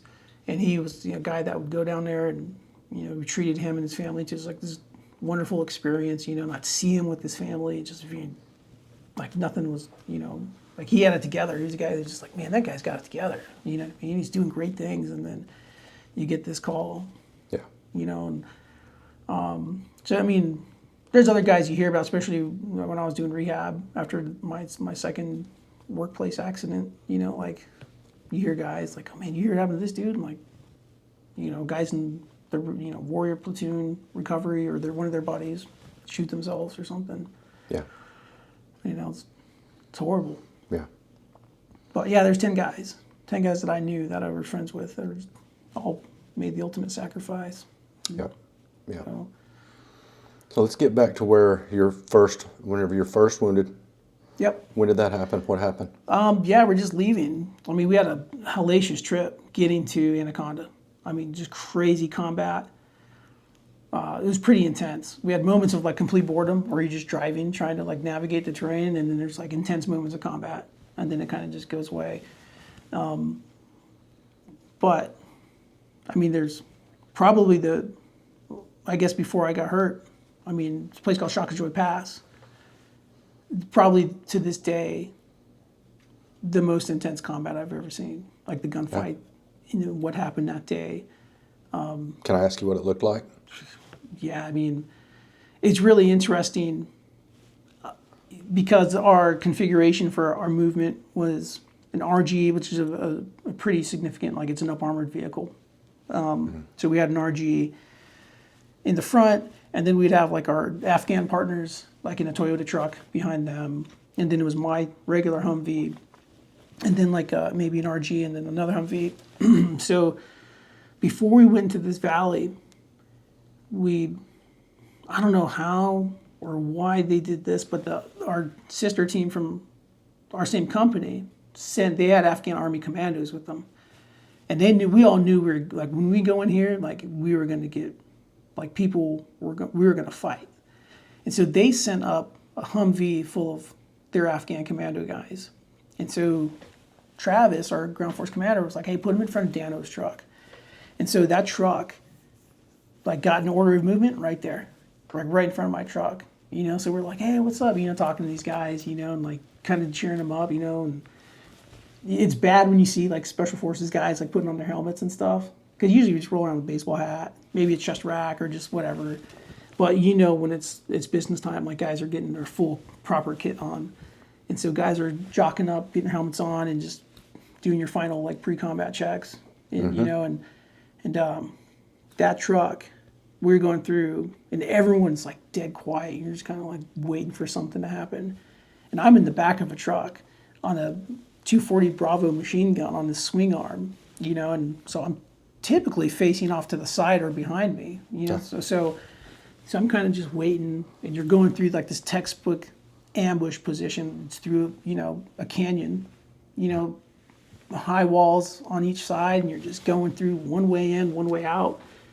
The terrain there's natural choke points and stuff. And so you're like, it's just not a matter of if, it's a matter of when. And that truck in front of me hit an IED. Boom, just flipped that thing over. Just pow, right there on the spot. And from that moment, just like all hell broke loose. And I mean, I could never see these guys, but the fire was coming from like directly in front of us. And so for me, like the machine gun's useless because you can't swing that thing all the way around. So one of the mics is on a 50 cal on the roof of our truck in the turret position, and he's just trying to put down fire. And so I get up next to him with my M4 rifle, and I'm just like full auto, just trying to pin those guys down by just returning as much fire as possible, just changing mags, just doing that. And I mean, it was just, I mean, you'd see tracers, and me and Mike were closer than we are here at this table. I mean, we were like right next to each other, and you'd see rounds go, just like the burn of that tracer, and it was just like, dude, this is not fun. You know what I mean? But and then these guys are here, and they're trying to get out. They're on fire. Guys are coming up. My Global was rallying guys, like Afghan guys, like, come on, like follow me, and trying to bound up. And you got to get to these guys, that are in that truck in front of us. Yeah. Like those guys need to be saved. Yeah. And I mean, guys do what they do, and they just, you hear these guys and you look at them like looking for help. And at the time for me, I'm like kind of going through, what do I do? How bad was it? I mean, it was pretty bad. Yeah, I'll show you some pictures of that vehicle, for sure. I mean, but it just flipped over. Yeah. You know what I mean? And it's just dust, and there's smoke, and there's stuff going on. And you just, for me at that moment, I'm like, my job is to return fire. Yeah. Like the guys from behind, we're already starting to move up. The truck, our driver's name, we'll call him Irish Mike. That dude, cool as a cucumber. Like, like going up there and like getting these guys. Like there was a creek there, and he was like splashing these dudes out. They were kind of just charred. They were alive, but they're like obviously like stunned. And these are Afghans? They're Afghans. How many? 4 in that truck. So did they survive? They all died later. At some point, we ended up pushing through this ambush, and it was pretty intense. And so, because there's 2 ways you can go. You could either keep going straight, or they knew we were going to go left to Anaconda. And so, of course, they were like, well, they know where we're going. So for me, as being the demo guy, it's like, so I'll have to run over there and kind of like do a hasty check of if there's an IED right there, because I would, if I knew I'm going to mine that road because I know where they're going to go. Yeah. Guys pushed through. We set up like a hasty helicopter landing zone to get these guys medevaced. We ended up getting the medevac that night. But we still had to get like about 200 jingle trucks through this choke point, through this kill zone. Like we didn't, no one got hurt except for those guys. They ended up dying. But like, it's a miracle that no one else got injured or in any way. And like we'd go back down to help because these guys don't have guns, the truck drivers. And I remember like being up on this little ridge, and guys are like, I'm like, come on, like let's go. And there's still things happening, and truck drivers like giving you a thumbs up, like smiling, like ear to ear, like okay, I'm like, man, quit smiling, just drive. You know what I mean? Like, it's a very weird thing to see. Like you see guys who are just like 100% heads down. You see their hands and they just pop up, and like just to stay on the road and go where they're going. But I think out of that, I mean, it lasted for a while. I mean, it was a pretty intense engagement. Like the gunfire was just, like I said, it's a miracle that no one got killed, other than those guys by gunfire or RPGs or something. But yeah, we ended up medevacing those guys that night. Helicopter came down on the side of like this little hill. Like it's incredible. I mean, the talent these guys had, just talented aviators to come down. Guys are loaded, send them away, just get them to the next point of care, and then spend a night at this place. And AC-130 on station all night, gunship. Just, guys would approach, no one good is coming in the middle of the night. And guy would be like, hey, you got a group of guys coming this way. And JTAC would be like, yeah, cleared hot.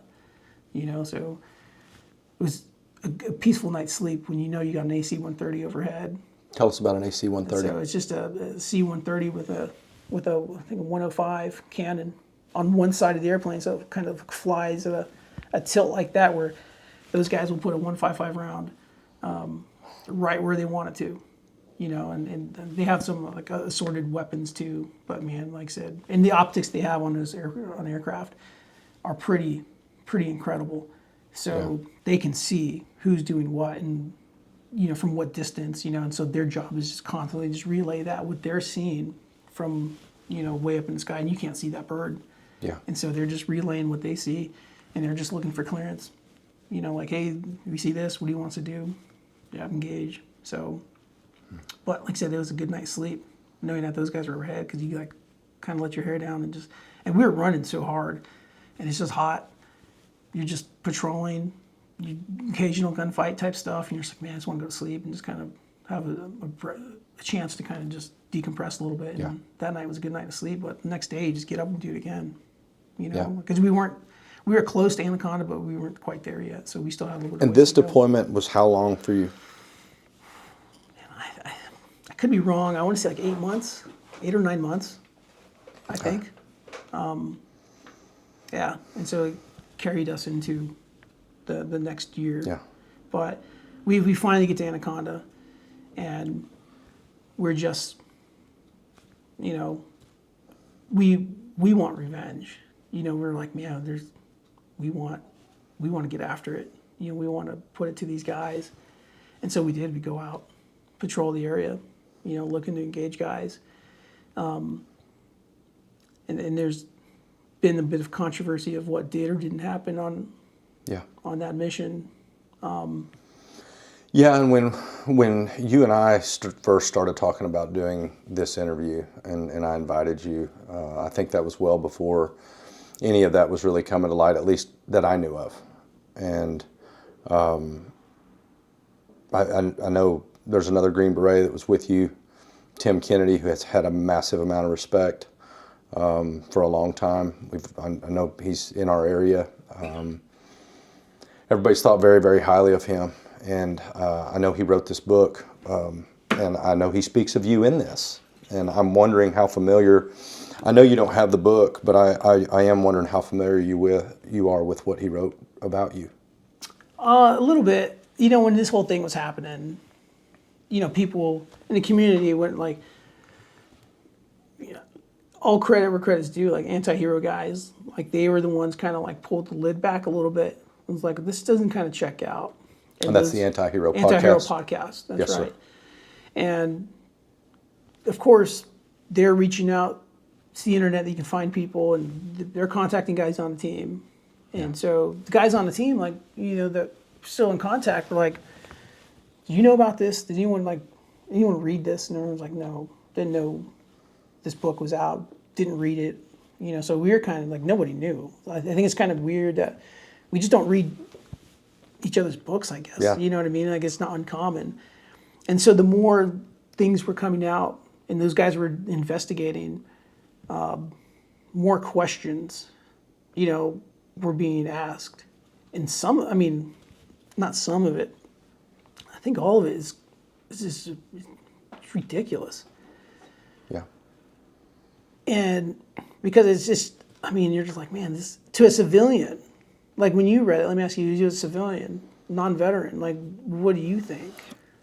I felt like I was reading a movie script, is what I felt like once I got into it, especially when we got to the Valley of the Death and the return to the Valley of Death. I felt like I was reading a script, and I was sharing it with a buddy of mine who's a DEA agent here, and he said that he put the book down before any of this ever came to light. And I'll say, I've told you that I'm a civilian. I don't know what happened that day. I don't know Tim. I've always thought a lot of him.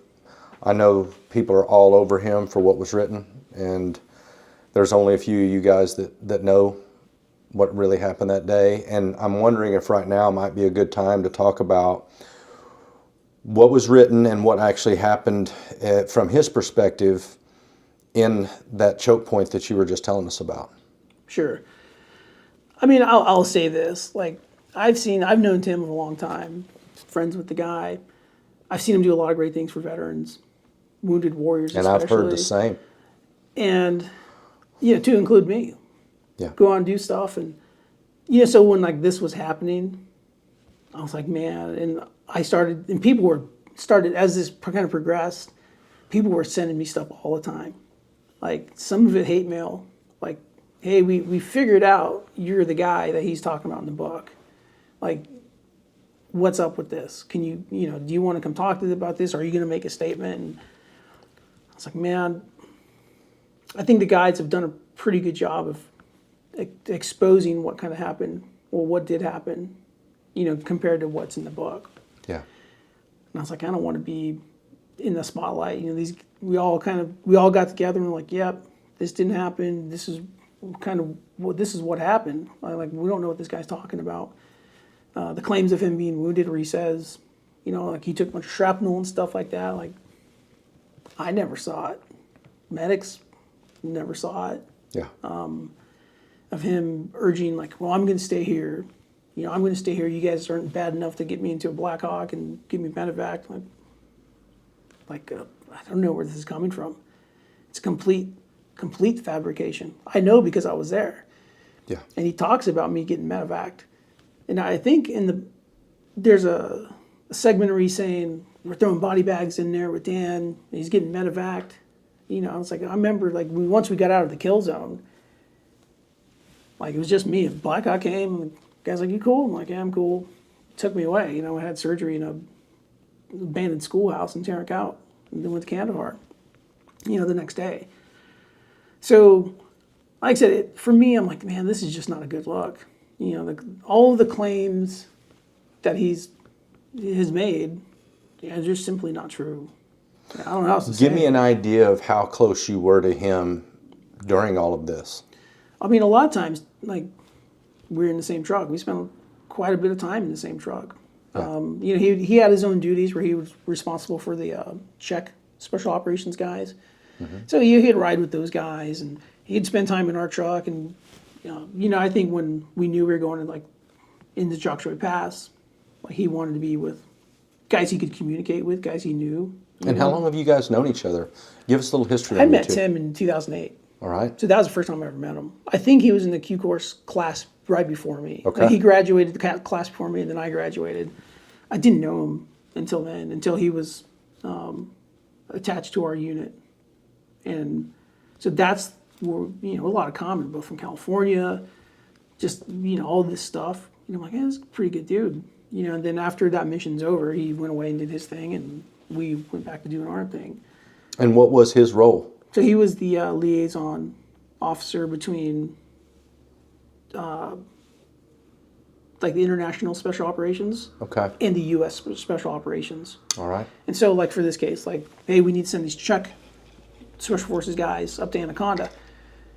Tim, like, your job is to make sure they get there safely, make sure, like, they get, integrated with the team, that kind of thing. So, I don't know the full scope of what he was supposed to be doing, but I know that much because we saw him do it, right? He was assigned to make sure, like, these guys get from point A to point B, drop them off, make a link up with the A team from our company, and let them go do their thing, and then he comes back and does whatever they wanted him to do.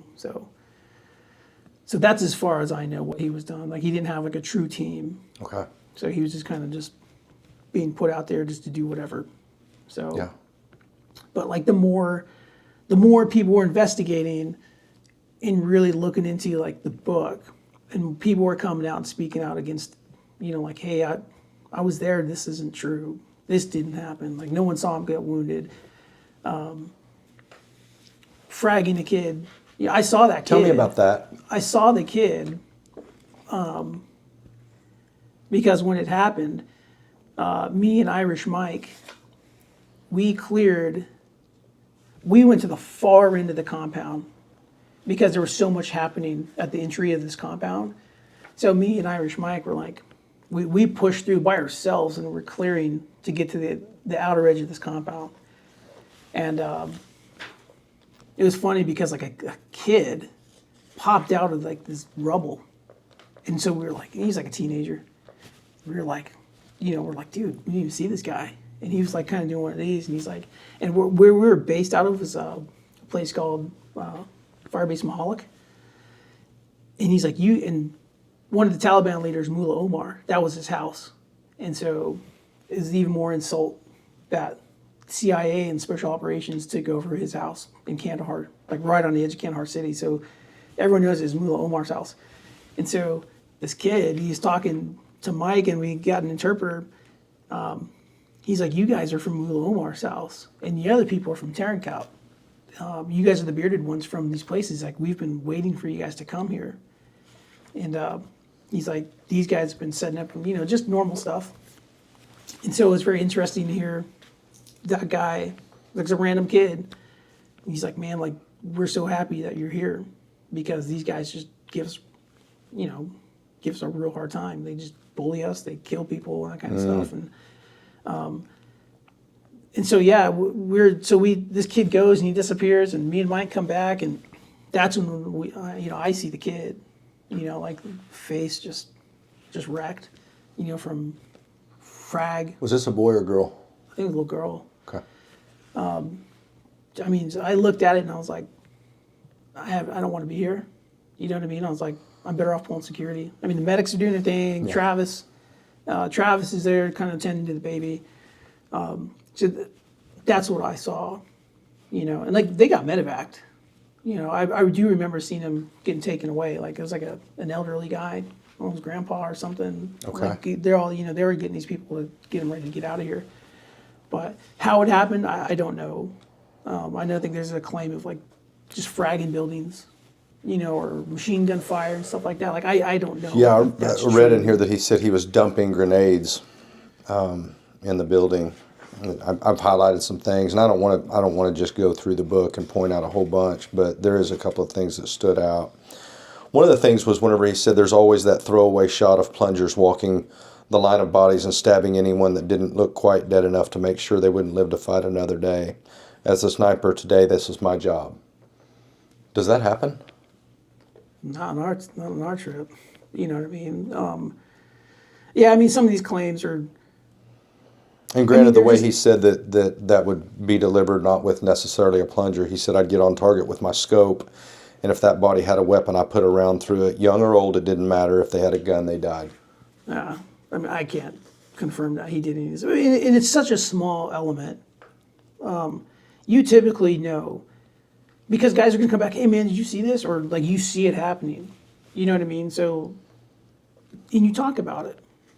Because that's kind of when. In other words, if it unusual. happened, you most likely would Most know. likely you'd be like, especially with a guy Mike, like me, Mike Goebel, who's killed. He was killed. Tell us about Mike too, but go ahead with that thought. But it's just like, because Mike loved to talk about, did you see this? Or, did you see that or this? You know what I mean? Like, and he was he was a guy who loved to be in the action. And so he would always tell you, man, you see when I took that dude out or whatever. You're like, yes, Mike, saw you. You know what I mean? So especially if Mike was involved, typically, and me and Mike were really good friends. And he would typically tell me, and we rode in the same truck too for multiple missions, and we went on to go do some other stuff after Afghanistan. We were teammates for a while. Yeah. And so like, especially if Mike was involved in something or knew of something, like I was one of the first guys to know, just Yeah. because we were such good friends. Yeah. So, and him and Tim, I think at some point were both being Bravos, weapons guys. Like they were kind of, they would stick together and kind of do some things. And I just don't see it happen. Like that, I think is a ridiculous claim. I never saw it happen. The other guys never said it. They saw it, never saw it happen. So it kind of leads me to believe like that stuff just never happened. How old do you think this baby was? Any idea? For this kid? Maybe like 5 or 6, I think. So one of the things that I'm curious about is he said, I do my best to assure her I do not mean her daughter any harm as I gently lift this tiny baby into my arms.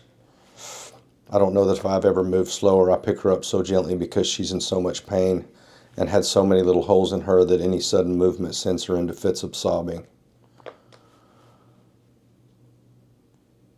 Do you know if that happened? Does anybody No, don't know, or you don't No. believe it did? I don't think it ever did, because like the care regiment that happened was like, once everything was off, was clear, like our medics, they get to work. That's their job. Gotcha. I mean, they're in from there, and then there's a great picture of Travis, their team leader, holding that kid right before getting medevaced, holding that baby. And Travis and I went, after this Afghanistan trip, I think we went to brief. We got called to USASOC, U.S. Army Special Operations Command headquarters, to brief this mission to the commander of Israeli Defense Forces. And so it was Travis and I with the top general in Special Forces, and he wanted to hear, they wanted to hear the story. And so Travis and I go to the brief, and that picture was on the vignette that was highlighted The picture of? of that baby, like Travis holding the Yes, sir. baby. And that happened right before they got medevac. So that, I don't think that child was at the point of injury for very long. Yeah. Maybe an hour-ish. But like I said, like I don't do good with seeing like, kids, getting hurt and stuff like that. It just breaks my heart. So I remember seeing it and I was like, I'm better off pulling security somewhere, making sure no one comes from, somewhere, in a building or is taking pop shots off, So I saw it, and I saw Travis and our medics doing their thing, and then shortly after that, that kid was gone with whoever Afghans were with the family members. And I'm just going to read this part. He says, I just don't want to inflict any more pain on this tiny little baby. I want to make her feel better and wash away all of this suffering. After what feels like an hour, I finally have her cradled in my arms. I lower myself into those tiny metal chairs the Army seems to buy in bulk that no actual adult can fit in, and I rock her and I talk to her. I sing lullabies.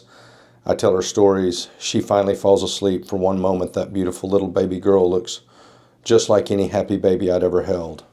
My legs are now numb, but there is no chance that I'm going to risk moving her or placing her down. I want her to stay in this comfortable baby sleep for as long as she can, so I don't move for 6 hours. I cramp, I hurt, but it is my mission not to move. Eventually everything numbs except my shame. And I know that's one of the subjects that's really being questioned most, along with the Bronze Star with V Device Valor. That's Correct. right. It just doesn't happen. It makes for a great story, Yeah. but it just simply didn't happen. Like I said, that kid was gone. I remember seeing like an older, I don't know who he was, like an older gentleman, probably like a grandfather. Yeah. Like at one point, those guys were getting Yeah. moved to go get medevac, take that kid to go get care somewhere. Like, Yeah. it certainly wasn't with 6 hours. Like they just. Well, there's also some confusion on my part with you, and I didn't know if I'd ever really asked you. But when I read what he wrote about you here, I'm just going to read a paragraph. He said, I jump off the back of my truck and I sprint to the building. Out of the corner of my eye, I see a couple other guys doing the same. They do not expect us to dismount the vehicles. Mike G is on the main gun, pumping hundreds of rounds into the side of the building, while I run from window to window, dumping grenades inside.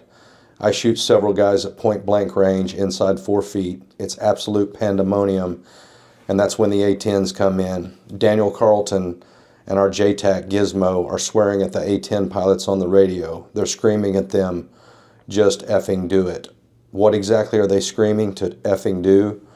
I'm about to experience it, which is a 2-gun run directly off of our position. Do you remember this? Of course. Tell us about it. So this is like after we got to Anaconda, we download all the jingle trucks. That team takes over their logistical operations, and we go out and we patrol. I think for maybe a day or two, like just kind of engaging. We want to make these guys pay. They gave us hell coming up there, so we're going to go stomp some people. And so we go out and we patrol. And so this is when we were leaving, and there's the way you came back in, or you go this way, through the rest of Aruzgan, up to Ghazni, and then you come back down. And so there's like a quick little feint like send guys out here to kind of like make them think we're going one way and we kind of slip out the other way. But we knew that either way we were going to get put through the grinder. And so we go out through this village, very eerie feeling. We knew we were going to get it at some point. And so we're going back, and again, I'm on the 240 in the back of this gun truck. And we go through this point, and there's a guy, I'll never forget, there was a guy kind of watching us. There's no question in my mind. He was like eyes on. And, I remember telling Mike, because, I kind of like to egg Mike on because he was a sniper, the ultimate weapons guy. So I'm like, hey, Mike, like that guy's watching us. Like put one by his feet. Like skip one off, you know what I mean? Kind of like, Mike, do something about this. I'm not telling you to like shoot the guy in the face, but like let this guy know, like we know what he's up to. And I may have missed this, but how far is this guy in distance? I can't remember. Maybe a couple hundred yards. Okay. Like enough where I can see like the guy on the rooftop. Okay. So I'm like, Mike, just let this guy know, give him some love, like shoot it by his feet or shooting like, at the building, so he's looking and he's doing our thing and we're just kind of bantering and, we're just like, whatever, we obviously the guy's a spotter. So, we're pressing through and we get to this roadway and it's an alleyway and it's got these thick mud walls that are just like been there since the beginning of time. Like these things are not going anywhere. I mean, and so for me, being the guy in the machine gun, I'm like, this thing's useless because they're tall, and that thing won't have the elevation where you can like effectively like control that weapon. Mm-hmm. And so I'm like, well, I'll do the old Captain Morgan pose, So I have my leg up like I'm Captain Morgan, on a bottle of rum, and I have my M4. I'm just waiting to like see a guy just ready to engage because we know it's coming, and then it just happens. And the roadway is not very big. It's just big enough for a Humvee to get through. It's like maybe a couple feet on each side, so it's very constricted. And so we're driving through, and I'm kind of looking off to this side, and he's combat controller, the guy he calls Gizmo, is Air Force CCT. So that guy is next to me in the back of a truck, and then. I'm sitting there like this, and then all of a sudden, whew, bam, it just scared me because it was so loud. So like kind of do one of these, and you kind of get up, and our RPG like went right in front of us, like there was a break in the wall, and that guy just jumped that trigger, just like if he had just waited just a second. So I think he was trying to hit the back of the truck in front of us, and that thing just went like right in front of our truck and hit that wall, just pow. And being so close, like it was so loud. And then like things just get crazy. There's gunfire everywhere. There's like RPGs, it is like a legit gunfight, like a very near ambush, so guys are just like trying to figure out what's going on. Mike's up there doing 50 cal work. I'm trying to figure out, who can I engage, and it's just happening so fast and so close. Like in Gizmo, he's on the radio. That's his job, is control aircraft and get them on target, let them know where we are, let them know where the bad guys are, and do something about it. Mm-hmm. Very, very, very capable guys, very skilled. And everyone gives the Air Force a hard time, but I'm like, man, I love the Air Force. You know what I mean? Like they're in the combat controller or JTAC are game changers on the battlefield. And so things are happening. Guys are engaging, we're gunfighting, and he's on the radio setting up these two A-10s to come in and do a gun run. And so at one point, it's like that gut feeling, you just know, like you just listen to your gut. And something told me, and I told David Hookstead, the kind of guy on YouTube who's been covering this. Mm-hmm. I called him just recently. We were talking. He wanted to ask me some questions, and I was like, I will say this: like something inside of me told me to get back on that machine gun and swing it back around. So if we were direction of travel is 12, like a clock, like I grabbed that thing and I swung that 240 Bravo about the 7, 8 o'clock position, and I just transitioned from rifle to that machine gun. And Tim was right there, and there was a building and there was a break in the wall where there was like a little house, and because we were taking fire from like 3 o'clock side, like the passenger side where all the vehicles were. So everybody's immediately just fixated on that side. And like I said, I just remember swinging that gun around, and I see Tim, and he throws a grenade in his building. And I look at him, and he looks at me like he kind of backs up, and I'm waiting for someone to come out there, like guys to spill out. And I was like, I'm worried, like these, give him some cover. Yeah. He looks at me, and I look at him, and like kind of give him the nod, like right on, dude. And then whether that was right or wrong, who knows? Like, Whether what was right or wrong. Just to throw a frag into a building. Okay. Don't know. Is it wise to go in there by yourself? Like clear that with a gun? Yeah. Like there's different ways to do things, especially under that circumstance where there's so much gunfire. Were you happening. good with it though? Yeah. Good. 100%. Like I said, I just remember him. I don't know how he got there. Yeah. Like it's crazy. Like I don't know how, but he saw a vulnerable spot.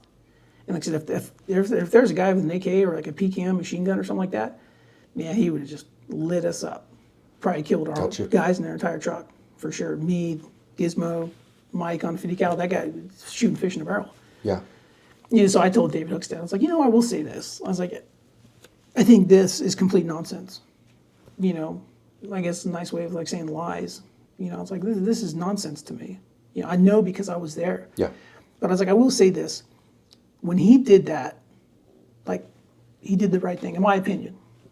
He 100% did the right thing because he had the foresight to see, and it's not anything like heroic. I think he just did his job. Any of us, if we would have saw it, we'd have done the same thing, make sure that was clear. So not only the guys in the kill zone passed through, but the guys behind us could safely get through the kill zone also. So I like I said, I was like, man, he did the right thing at that moment. Yeah. I have no problem with that. But like I said, what's done is done. Like what he did that day, like I said, I don't know. I don't think we ever confirmed that there's people in there. Yeah. Because you clear the kill zone, you just keep moving. So, and there was so much happening. Yeah. Like I said, at the end of the day, I can't blame, because there's guys who are like, well, he already threw grenades, and like he's claiming to throw grenades in this building, and like ripped this kid's face off or whatever, like just blindly just kind of fragging. Yeah. Like this, like I said, I don't know what happened with that. Like, I think I would have heard from Mike if like that did happen, because he'd been like, oh yeah, man, just, Yeah. we killed the machine gun nest guys. But for this, certainly, like I said, he did the right thing. Like he just did what anyone else would have done, is make sure that was clear. But he was the guy to see it, and he did it. Yeah. You know what I mean? And it was right after that. That's when, I kind of like reorientate myself to the combat side. We were taking fire, and then Gizmo, he was like, all right, danger, close gun run, and you need the ground force commander's initials to do that, because that's a lot of risk for that air crew to take, because he could kill U.S. forces and enemy. So I mean, it's a very risky thing to do. And so he gets ground force commander authorization, and me and him always rode together. If I wasn't on the turret somewhere, like we were in the same truck. You and Tim? No, me and Gizmo, okay. the combat controller guy. Got you. And so I got to learn a lot from him. You go kind of do train ups of like how to like call in CAS, close air support. So you're familiar with the 9-line, the process of putting a round on a target somewhere. But kind of OJT on a job training, like in real life with this guy, because we were calling in airstrikes and stuff. So I'm watching him do his thing, and he's like, okay, gives the ground force commander's initials, and then he makes a call, like, hey, we got A-10 coming in, danger close gun run, coming from the east to the west, whatever, on that heading. And so I remember saying, like, Mike, get down. And Mike, one of the other Mikes, like he was in 50 cal, he just like drops down inside the truck. And I just remember like just getting down like an aircraft crash position, where you just kind of like do this, you just get as small as you can. Yeah. And I remember looking like the rear of our vehicle, like the 6 o'clock position, and I could see that A-10, it's high, just high treetop level, high, a little higher than that. And I'm like, man, this is intense. I just remember seeing him, and he gets on the azimuth, and he gets his wings level, and then you see, like anyone's seen an A10, you see the guns go, and if the distance he was coming and the speed he was coming, you see the guns, and then you hear that burp, and I couldn't help myself. Like, I remember just watching that thing do its thing, and like I was still crouched down, exposed. We were just in the back of like essentially just an open vehicle, and I just watched that guy just come right over us. And as he went, like, I followed him. My head just followed him off, and he's firing 30 millimeter cannons right the whole on time. us the whole time. Gosh. And he peels off, and Gizmo's picking up because he had a buddy, and he's like, "Hey, clear me hot, clear me." Like, I could hear these guys saying, like, "Clear me hot, change your clothes, like, let's go," like, this sense of urgency. Yeah. And so here comes the other guy, the second A10, same thing, But at this point, like, my mind, like, changes. I'm like, man, LeBoyd, it's not his real name, but Understood. LeBoyd, my junior Charlie, the other engineer, it's like, that dude blows me out of the water doing demo. Like, he's more talented than I am. He's a great soldier.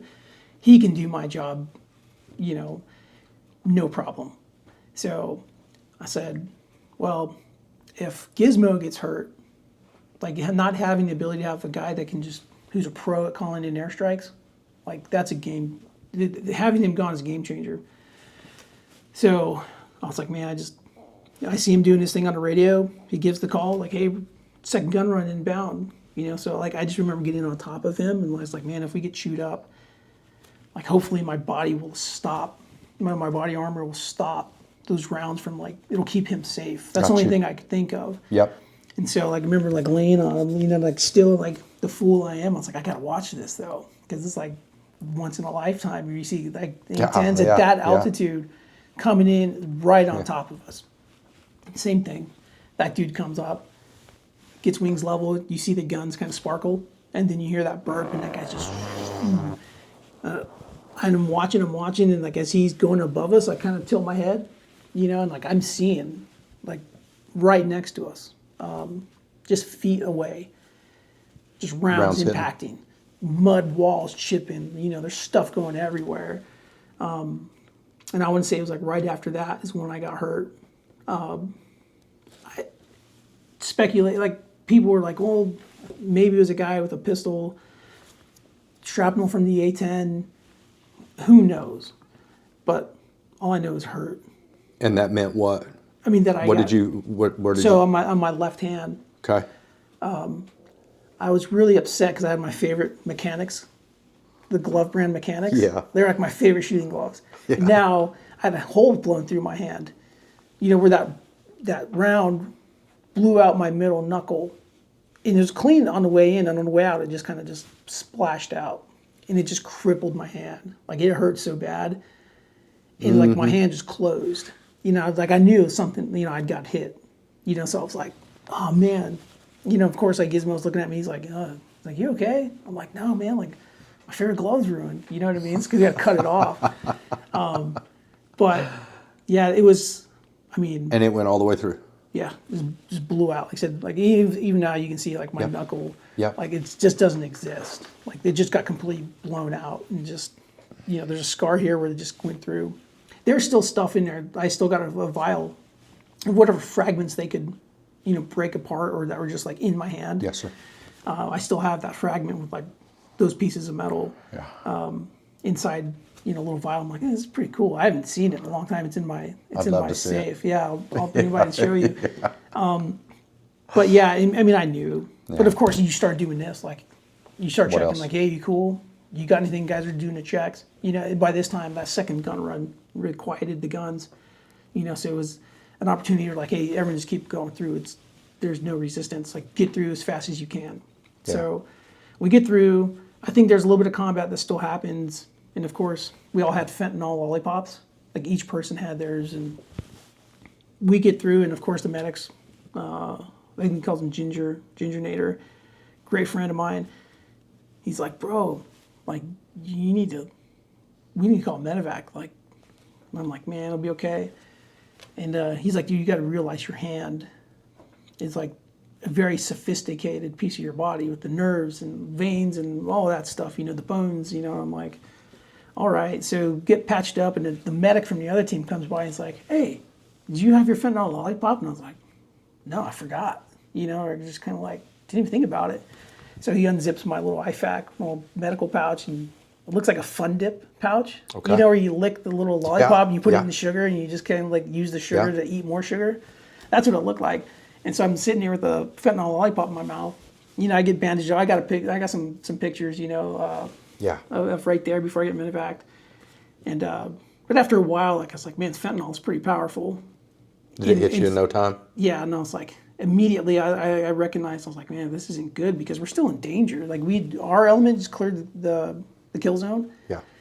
But I was like, there's still a threat. And up ahead, there's still like an orchard, So I'm like, oh, man, I don't want to be wasted. Yeah. And just be like, you know what I mean? Just like out of my mind, like single shooting.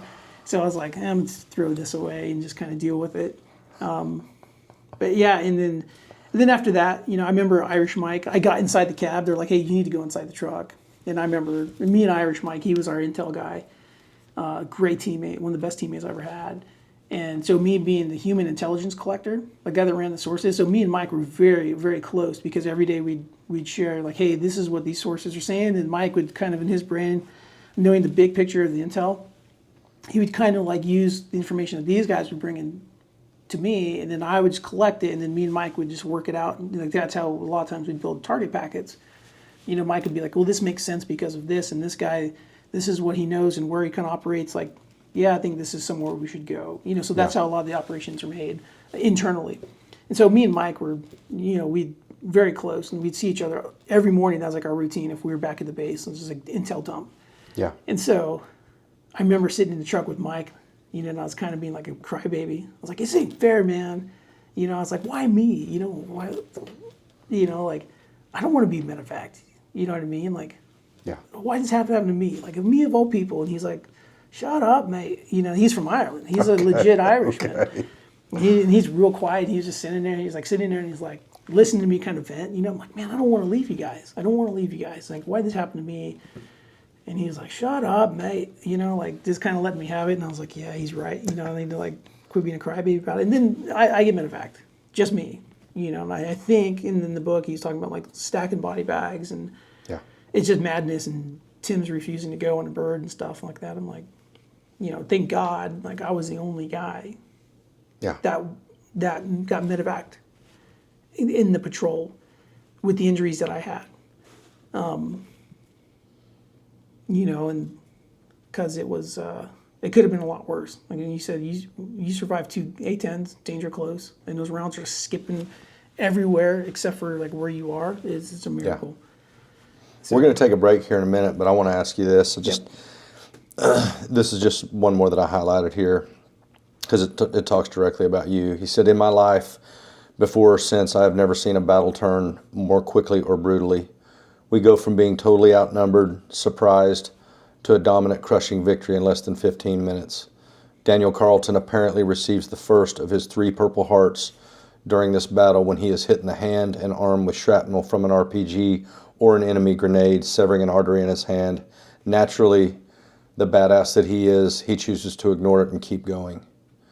Now, obviously, you did probably choose, sounds like you did choose to keep going, but you end up getting medevaced. My question is, do you have 3 Purple Hearts or 2? 2, only 2. That's interesting. But it's a lie because he calls me a badass. I'm not a badass. Like I'm a regular, regular dude doing whatever, you can, like just team stuff. You know what I mean? But I mean, I think there was claims that like him and the co-author interviewed people to get the story straight. Yeah. And then like this, I mean, I think that's something that could be cleared up pretty easily. Like, hey man, tell me what you did in your career.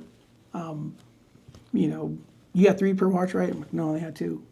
Oh man, okay, got it. Like to make it an accurate, I guess, depiction of me in my career. But I mean, I never was contacted to help shape the story or verify. Like, hey, do you remember when this happened? Like, I remember it, but that's not how I remember it. Yeah. You know, like our recollection's different. You know, so the first I heard of this stuff, and of course people are like, hey man, like, you stolen valor, man. You got 3 Purple Hearts. You're walking around with 3 Purple Hearts, you know? Like, I thought you only had 2. I'm like, whoa, dude. Like, you know, people give me a hard time about it. I'm like, Do they? I only got 2, man. Like, Yeah. well, Tim Kennedy said you got 3. And I'm like, he misspoke. You know, I don't know. I don't know why he would say that. You know, like, I think if that's something very easy to clear up. But just for the record, I only got 2. So don't drag me through the mud over that. Yeah. So. Well, we're going to get to some more here in just a little bit, but we're going to break for now. Daniel, reading up some more on this, I guess my question to you is, are you receiving any backlash? I have, and I text Tim. You know, I was like, Tim, you know, I want to help him do the right thing. You know, and I've texted him a few times, and I was like, look, I'm getting hammered. Not to the level Tim has been, that's for sure. People are just wrecking that guy. You know, and I'm like, Tim, people have figured out that I'm the guy that you named in the book that I didn't know about. I was in the book until Anti-Hero Guys read this, and I was like, man, you know, I'm involved now. And so, yeah, I mean, people online, they're like, hey, we know you're the guy, so are you going to do something about this? Or you're a scumbag too? You know, what are you doing about this? You know, and it's like me and some of the other guys, like, look, Travis, and, you know, we've all gotten together and like, hey, who remembers? Is this anyone remember this happening? We're like, no, this didn't happen. I didn't see this and I didn't see that. So, and then Travis and Kevin and Matt go on Anti-Hero and they're like, this simply just didn't happen. You know, so, but as this thing kind of progressed, people still were just kind of finding me online and just hammering me, you know, and of course I'm like, just ignore it, you know, or like, I don't want nothing to do with this. And yeah, because I want to really just want to live quietly, you know. This chapter of my life being in the service that's behind me. I've moved on. Yeah. And that's how I feel about it. And so, but still for this to kind of creep up and people are hammering me too. And I texted Tim one time. I was like, Tim, I'm getting hammered, dude. So let me help you. I said, if you truly should receive a Purple Heart or a Bronze Star with Valor, like, let me help you with that process. We'll do the paperwork. We'll get it submitted. We'll move on, and you can just be awarded what you should have been awarded. Or, second course of action, you just come out right and say it. Meaning, You know, come clean? Just come clean and say, hey, maybe this didn't happen, or just say it. Just like, this did not happen. How long ago was this? That was kind of like right before we were having these text conversations before he went public with that apology. And I'm guessing. And I'm not saying, I mean, maybe 2 weeks ago, 3 weeks ago, maybe. You know, and I'm not saying like our text conversations right triggered that event to happen. Like, Yeah. I'm not saying it at all, but, you know, like as a friend, I was like, Tim, this is what's up, man. Let me help you do this, and we can just put all this to rest. Legitimately. So, yep, I was wounded. Here's me getting a Purple Heart, Bronze Star of Valor. Told you, everybody. But there's part of me, I'm not going to lie, it's like, man, I just don't think he's going to say yes. Because he knows, just like all of us know, like, it's nonsense. And it didn't happen. Any more communication from him at all between I mean, you two? we texted, and the same thing. Is it kind of like, I was taking more heat. You know, I told him, I was like, look, dude, let me help you. You know, and, you know, I referenced the conversation we had many years ago, Tim and I. I was like, look, man, this is what you stood for, and this is what you told me. We were talking about if he should quit fighting in the UFC. We were in New Mexico together. And I was like, Tim, it's not like you. You know, I think you have some more fight in you. You know, you've stood up for, you know, like truth, you know, and all these things. And this was years ago. And I was like, Tim, this is who you are. This is who you were, right? Unless that's changed, stand up and with your family by your side or however you want to, and just say, this did not happen. And just come clean with it. And I was like, I think things would be better for you, period. I think people would probably respect that a lot more than you trying to dodge this, you know, and flood your social media with just post after post after post to kind of gain that space, that separation, digitally. Yeah. But I was like, you look at the comments and people are like just roasting the guy. I mean, will never die as long as like it's still open. I believe it will just never go away. What did you think about the apology? It's ridiculous. Like I Yeah. unintentionally or intentionally misled or whatever he said. I'm like, Unintentionally misrepresented? Yeah, I was like, you can't unintentionally or intentionally mislead people. Yeah. Like, doesn't make sense to me, and especially for the period that this has been going on. I mean, Yeah. I don't know when this book. I know it's. I think it's a couple 22. years. Couple years old. Yeah. But he's certainly gone around and been on TV shows, and he's done well for himself, telling these stories and misleading people for many years now. And like to me, it's just like, man, I think people feel duped.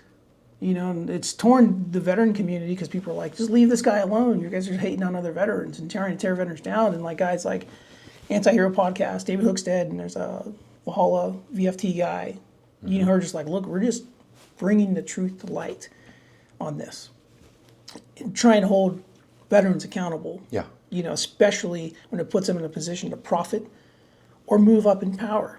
Like he's hanging out in DC and probably looking to do hold a position in DC. Yeah. And it's just not a good look. Even like the 3 Purple Heart thing, like I only got 2. Just people are like, well, they claim they have interviewed people from this convoy and got the truth from everyone and corroborated the story. So why are you saying you got 3 Purple Hearts? And I was like You allowed him to? yeah, I was like, dude, I didn't even know I was in the book. You know what I mean? Like, Wow. I didn't give any of this information. So, minor stuff for me where I'm just kind of able to, like I said, at the end of the day, I can brush it off my back, but at the end of the day, I just want to I'm happy living my life, taking care of my honeybees and making sure my kids have lunches and I'm changing diapers. Like that's all I care about in my life. You know what I mean? And just being like, Yeah. a regular guy. Yeah. And so like to be in the spotlight to some degree of this, and then people, like I said, as Tim would post or do something, of course, people are blasting me, texting me, like, you see this or you see that? When he was at the White House with a bunch of wounded warriors, Yes, sir. that did not sit well with me. Like I was kind of. How come? I mean, I know one of those guys personally in the photo, double amputee, and he shared some things, and I've known him for years, and like the pain, that limb loss, and just being severely wounded, like how that affects a family, recovery, and just all the things people go with. Like I've seen that guy, like his struggles. He's just shared those openly with me. So like you see those guys who've paid a true price in combat, and for him to kind of interject himself like right there with the president or get in front of guys who are like legit wounded warrior guys. Yeah. I was like, man, this is not a good look, and it's disgusting. Like it's just distasteful. And so for me to see that, I was like, man, enough's enough. Like, like, hey, dude, this has got to stop. Or just come clean. But yeah, that wasn't a good look for him. Like, and I think it dishonored guys who paid a real price Yeah. in combat. And we talked about suicide earlier, or unaliving people. I don't know, Yeah. Call it unaliving what it themselves is. or self-deleting or whatever's YouTube friendly or whatever. But it's a real thing, and like a lot of wounded warriors, they choose that route because the wounds they carry they're just too much. So the claim to be in that kind of category and just kind of take the spotlight when they're in a pretty good spot to be recognized, for their sacrifice, and to help maybe get some help, make their lives a little bit easier. And he kind of taking the spotlight there is just like, man, not good. It's like it's a dirtbag thing to do. And so, and like I said, for me to be kind of brought up here, I'm like, no. Now people think I'm stolen valor, trying to like do my thing more. It's only twice as bad at my job as the next guy. That's why I got 2 Purple Hearts. So, yeah, I mean, it's just wild. It's unfortunate. Like I said, the guy's done so much. He's done a lot of great things for people. And for this to kind of go in and tarnish what he's done, it's just too bad. That's the big discussion. Is it's like, man, you didn't have to. You Not didn't at need all. to. You were already great. Yeah. But you know, I just, like I said, at this point, I'm just like, just move on. That's all I can do. Yeah. It's just like, you know, when I got hurt the second time, 2012, and I stayed in country, Afghanistan. After I got hurt, went back to the fire base. You know, my hand was all bandaged up, but I stayed to finish out that rotation. We were just shorthanded on an A team, so finished up, did our thing, came back, did some other things, you know, and became a warrant officer in Special Forces. Went to another team, done some other JSETs in other countries, and then went back to Afghanistan in 2012. All and right. that's when I got my second legit Purple Heart. So, it's, lost my leg. I've never asked you about that day. I mean, obviously I know what happened, but I don't know the details of what happened. Will you share it? Yeah, of course. Well, then, working in a pretty rough area, like I said, just outside the Helmand in Maywan, in to the east, Panjwai. I mean, it's bad guy country. I mean, it's gunfighting, recoilless rifles coming in our base. I mean, it's just, and we were in a very small base, and so these guys were out to get us, and so you just do what you do. You go out, you patrol, you try to engage and kind of clear out, create white space. You know, get the enemy out of your area so you can go and start working with the local populace and start building up their forces, creating volunteer like defense forces essentially. But we weren't at the stage to do that, and I only had me and I think 5 other SF guys with me, split team operations, and a handful of infantrymen. And you know, we go out to this place where we know there's nefarious activity happening, so we go do this raid on his compound. We go shake it out. A successful raid, and so we're coming back. And it's getting kind of late, so everyone knows like you don't drive around the roads in Afghanistan at nighttime because there's IEDs everywhere, especially where we were. So we stop. We're about to stop and do a security halt for the night. I'm on the radio, so I'm the ground force commander. I'm on the radio. We got a helicopter doing a recon for us and kind of giving us what's ahead, and combat controller guys behind me. And so I'm like, talking to him, hearing what's going on the radio with the helicopter, talking to the driver, just things going on at once. I'm like, hey, we need to stop, figuring out what's going on. Next thing you know, pow. Like, I knew what had happened. Like, right before I passed out. But I remember hearing that pop, bang, and then it was lights out. And so, but it was weird because I was like, oh, IED, and that was it. And so, and it's nighttime by this point, and I sent you the video. Yes. In like, it's a gnarly explosion. Yes, it is. Like, it is like true grace of God. Like, no one Amen. died in that truck. Yeah. You know, we got concussed. Yeah, I lost consciousness. The guy behind me, the combat controller, he got hurt. I'm pretty sure everyone inside that vehicle got some sort of TBI. There's And no there's question. how many in it? There's 4. All right. And so we're not going anywhere. You know, the next morning, the recovery guys are going to come out and tow our vehicle. You know, so it was pretty cool because the guys in the helicopter went back to a base and got us hot food from the chow hall. And so the guy got the bird down low, and he held out like a shopping bag and was dropping us like plates of hot chow, and we were like, dude, you guys are awesome. Yeah. So next morning, you know, it's daytime. We were like, yeah, man, we're waiting for recovery. So we're up, and it took everything I had not to just get that door open and just like take my rifle out and just go like just full auto. I was so mad. You know, it's kind of like no one makes me bleed my own blood, you know, type. Like, this is insane. Someone's trying to kill me, you know. And I was so mad, but I was like, yeah, you can't just go around just blindly just empty mags, you know. Yeah. And so I was like, all right, you just got to calm down. Made a plan, like, hey, here's a security plan, whatever.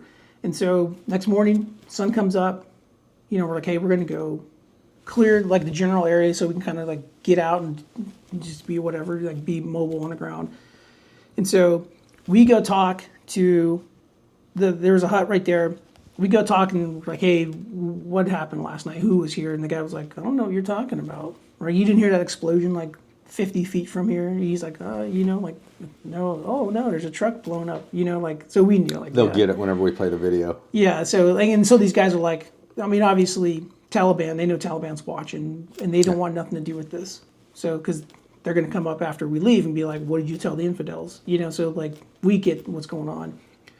And so my team sergeant, the Fox, he found a guy that we'd known, bad guy. I think he'd come down to watch, and I think he recognized him.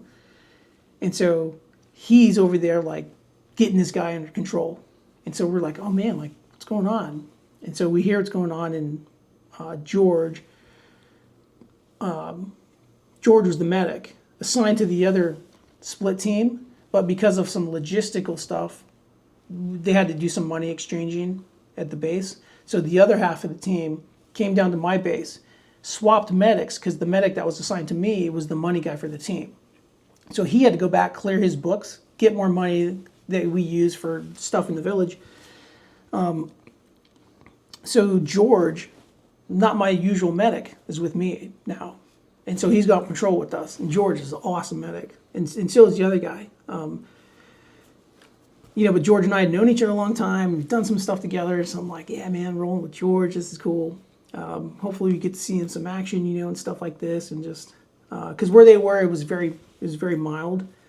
And so, and it's funny because we knew prior to deploying to Afghanistan, like it was going to be bad. And I wasn't very religious. I believed in God for sure. But I remember when we got to Afghanistan, like praying to myself, and I was like, God, if you need to take someone, let it be me, not these men. That's what I remember saying that. And I was like, the rest is in your hands. I mean, that's the thing. Like, I was like, man, if someone's got to go, let it be me, man. Don't hurt my guys. And I remember saying that. Yeah. And, from that point, I'm like, it's in your hands. Like, your will is your will. And that day, I told George, I was like, George, go over there. Like, go help what's going on. I'll be there in a minute. I'm going to go back radio call to the boss, let him know, like, we found some stuff, and just, give him an update. And so George takes off, and he's going to go assist. And I'm walking back to the truck, and we're in a field, which is kind of weird. Why there's this IED or a landmine or whatever it was there. And like, I stopped right in my tracks. And I just remember looking straight down. And I had my rifle unslung in my hand, and I had some stuff with me, and I just remember looking straight down. And like, I couldn't tell if there's a disturbed ground. Like the typical stuff you see for an IED. Ground is disturbed, there's fresh dirt, or someone hastily buried something, so you can be like, okay, there's something under there. Like, none of that stuff existed. I'm looking around to see if there's holes in the wall where a guy can watch, and remote detonate, an IED or something. So I'm looking around, I'm like, I've played this game many times, just blowing up IEDs and uncovering them, and I'm looking around, I'm like, man, I don't see it. And so I was like, well, I got to do what I need to do. And so as soon as I stepped forward and my left foot hit the ground, I was doing like the triple Lindy, like backflip, and I was like, man, and I knew, I was like, dude, I just stepped on my IED. And then from that moment, you just start, for me, training, like that little checklist just started happening. I was like, find your gun. And I was like, at this point, my eyes, I had severe lacerations in my eyes. Left foot was gone. I didn't know because I couldn't see, but left foot was gone, and my right leg had just been filleted open. This on my forearm was, substantially bigger. You lost part of this finger. Thumb was almost blown off. Like, I was in pretty bad shape. And so I'm like, okay, find your gun. Wait for a follow-on ambush. And so I'm like looking probably like a fish out of water, like trying to find my rifle, but that thing was, who knows where that thing was. I was like, can't find a gun. Find a tourniquet. Like, I had a tourniquet on my upper body and my lower body. Hands weren't working. So I'm like, man, I can't find a tourniquet. Like, my hands don't even work. And then the next thing I was like, okay, like, I failed at this. next thing to do is just like stay alive, like stay awake. And so I call for George. I'm like, George, like he comes over. He must have just ran straight to me. And George comes over and he's like, dude, I can hear in his voice, like, this is not good. And so George comes over and like 18 Delta Special Forces medics are some of the most talented people in medicine. They're unbelievable. So I feel real good George is here. I'm like, yeah, George is here. So George comes over and I'm like, hey, George. And he's like, hey, man. And so I'm like, I got to kind of like lighten the mood or a little bit or something. So I was like, hey, do I still got my junk? And he was like, yeah, you're still good, man. You know what I mean? And like, I just remember laying back and being like, okay, like, do whatever you need to do to me. Like I'm complete confidence that you're going to, patch me up the best you can. So Carlos comes over. He was the my team sergeant, and he comes over and he's on my left side, and I feel him cranking these tourniquets on me. And I remember yelling at him. I was like, "Man, it hurts, Carlos. It hurts." And these guys are long retired and stuff like that. And I named my son George Carlos after these two guys. My next child, George Carlos, after these two guys. And he's from Mexico, real heavy accent, and he's like, Chief, I know it hurts, and I'm like, yeah, I'm just telling you, like, not to like stop cranking, but I'm just telling you it hurts, man. Like, dude, cranking a couple tourniquets on me. George is like, doing what he's needed to do, but at a certain point, I felt, and thank God there's no follow-on ambush. There's no guys taking pop shots at us or nothing like that. So it was just allowed time for those guys to do medical care. But at a certain time, like, the bleeding was just so much. I could feel myself just bleeding out. And my mind, and I remember telling guys, I'm like, hey, make sure you guys are pulling security up on the western ridge, like where the last trucks were. I'm like, hey, make sure you guys are pulling security back there. And they're like, we got it, man. Just relax, because in my mind I was like, man, I'm still a commander. I need to like make sure you guys are doing the right thing. And I think it was my way of just keeping my mind alert. And so it got to a point where I was like, man, I can't stay awake. I'm like really struggling. And so there's a guy, Brandon, who's my engineer, really great friend of mine. And I was like, tell Brandon to come here. And that's when I was like, hey, dude, like, I need you to take me home. I'm not going to make it. Like, I felt my body shutting down. And I was like, dude, I want you to take me home to my wife and kids. Like, I'm sorry, I'm trying. And he was like, of course, it's very cliche. Like, hey, you're going to be okay. You're going to be okay. Yeah. And so, bundled me up. Thank God there was a helicopter close by that our combat controller roped in, got there in a matter of minutes. And I just remember being bundled. The last thing I remember was they're like, cover him up with like a blanket because dust was everywhere, and this landed right on the field. And I remember getting loaded into the Black Hawk. And once I got into Black Hawk, like the door closed, and like that was it. Like I could feel myself dying. And so I had this near-death experience, which was like crazy. I said I believed in God and stuff, but not like maybe like a true believer, like someone who practiced the faith. Yeah. And man, it was like I knew, it's weird because I knew what was happening. I was like, man, I'm dead. Like I still had conscious ability, okay, but I couldn't see. I could just see like first person view, and I had the sensation of just going up, like upwards. And I was moving so fast. Like, I can imagine they're stars, but they were just kind of like, just, zipping past me. And before we went to Afghanistan, we were on leave. Typical. Everyone goes on leave before we go deploy, and has a nice vacation, and we come back and go down range. So one of our weapons guys, name was Jose. He was killed in San Antonio, where he is from. He's from a town called Divine, but he was up in San Antonio, and someone shot him.